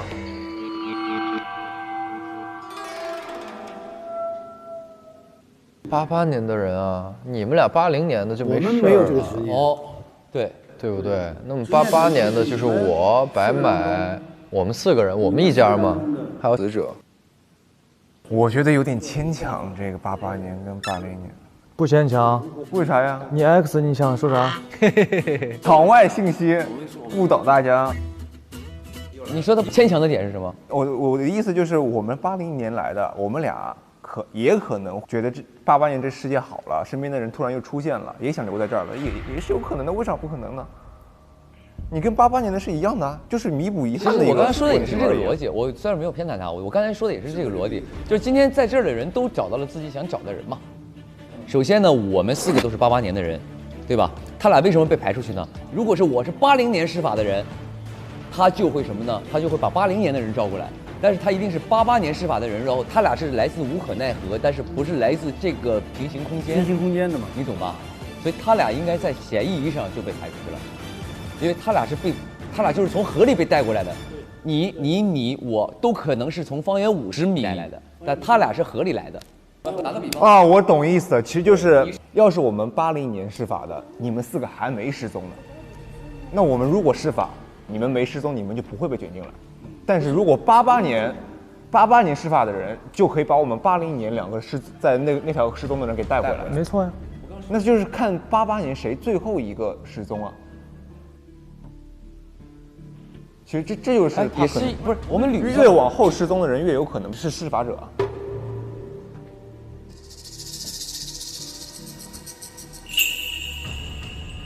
还有一个就是凶手的作案手法。切换的一瞬间，跨越时空来杀你。他是从另外一个时空杀了这个时空的人。这么酷！我这个太吓人了，这个想象力真的。进来了之后，整死再走。对，你看，哎，他这句话很重要。为什么约我去重叠空间的仓库？就那会儿正好是重叠空间，约他是正好是在转换的时候，因为只有转换的时候才是重叠空间。那这样的话，有没有可能死者不是在这儿死的呢？因为没有凶器啊。有可能啊，在那边死完之后又转过来了吗？对啊。你的意思是死者在那个推阵被杀了，然后转到阵推来的？哎。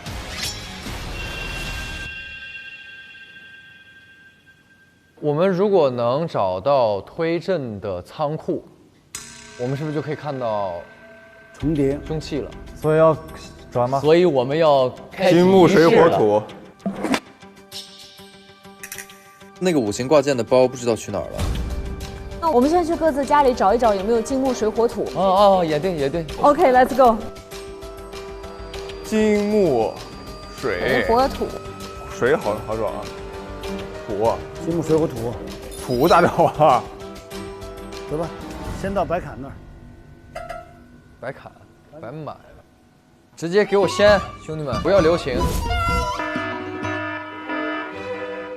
这是你家是吧？这是你家是吧？好大哟！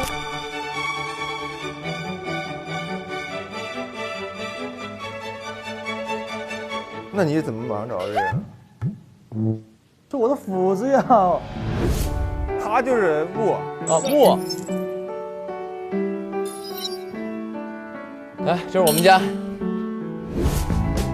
哦，你家东西挺先进啊！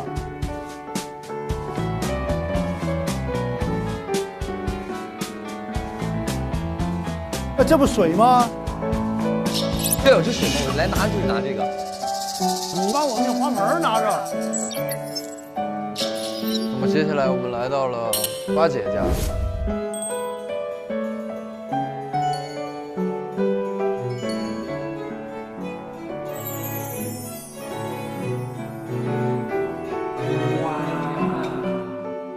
哎，你们看，你们看八姐。哦。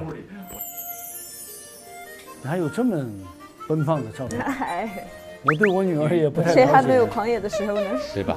烈焰红唇的，是不是？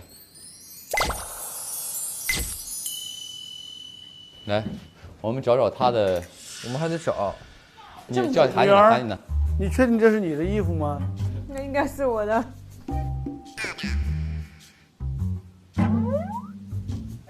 我也不晓得，反正在我柜子里。怎么感觉像你这儿住的其他人呢？哈？哦，这又是另外一段故事了。还有另外一个人。还有另外一个人。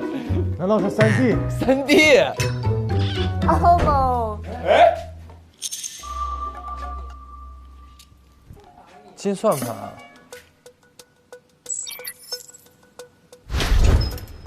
集齐了，集齐了，集齐了，集齐了。金。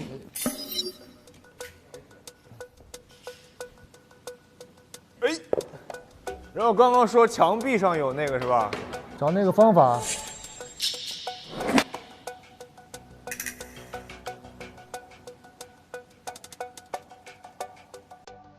肉眼看不见，肉眼看不见，肯定是要照的。写上面了。等一下。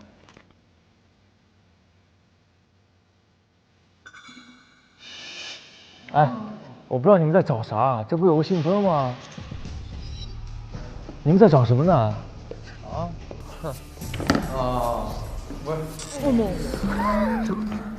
我真是服了我。这眼睛可以呀！我服了。你不早点出手，我实在看不下去了。我。才对。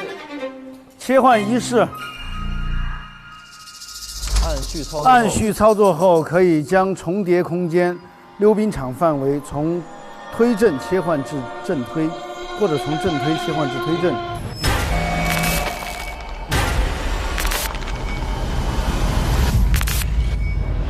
请仪式参与者将金木水火土5种元素属性的物品，分别放置在溜冰场的5个对应点位的柜子隔层处。这几个隔层。哦，这几个。然后是用穿好的绳子在5个点进行拉出一个指定的形状。那儿是水，那是土，那是金，这儿是木，那儿是火。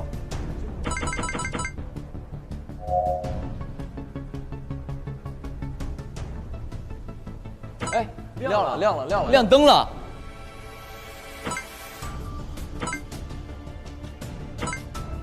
火放了吗？火得点着吗才行？还是别点着，你先把火柴放上，看它亮不亮。就放火柴吧。哎，亮了，火柴可以。那就对了。像个五角星，完了4边这么连起来，咱们要用绳子。这个有这么长的绳啊！把这拆了吧。啥东西啊？哎呀，他说的有道理。哦，这个彩带。那这人家固定好了已经。这个是可以的，这个也是可以的。哦，这，毛线啊！哦，这么多毛线，搞个毛线。找一个好看的，找个红的吧。咱们5个站好了，让哥从哪个头起就给我们吧。对，来，你先指挥我。水，那你先站那儿吧，来，这儿。老白，你得站一个角了。你说我站，那就先到木来。Go。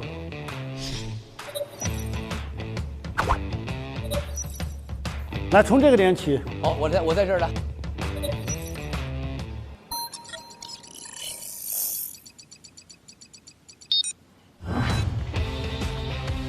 来。啊。你拉着。好。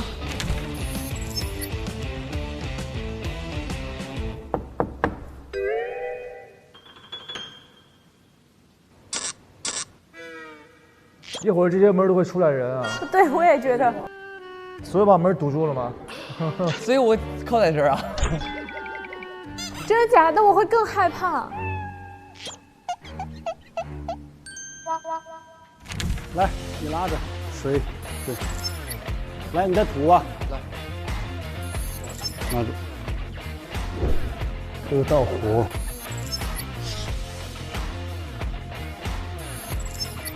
对了。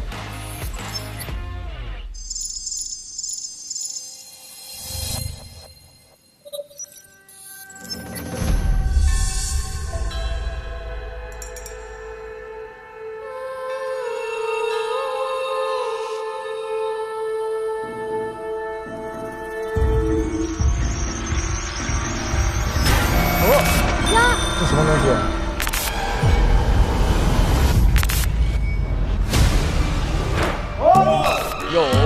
又来了，各位老师们呐！哎，谁找我？你不要吓我！有人找我。有人出来了。谁出来了？哪里有人出来了？我不知道。哎，现在是变换空间了，小心！快！灭掉推香术。回到正推了。不祥之船4444号失联情况调查公示。哎呦，这是咱们的，好像是家谱，咱们就全连起来了。因为我们是一家人。我一定可以找到你，绝不能被他干扰我的计划。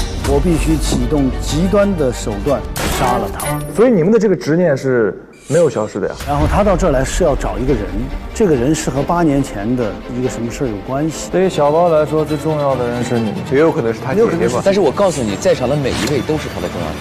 那就看谁更想留在这里了。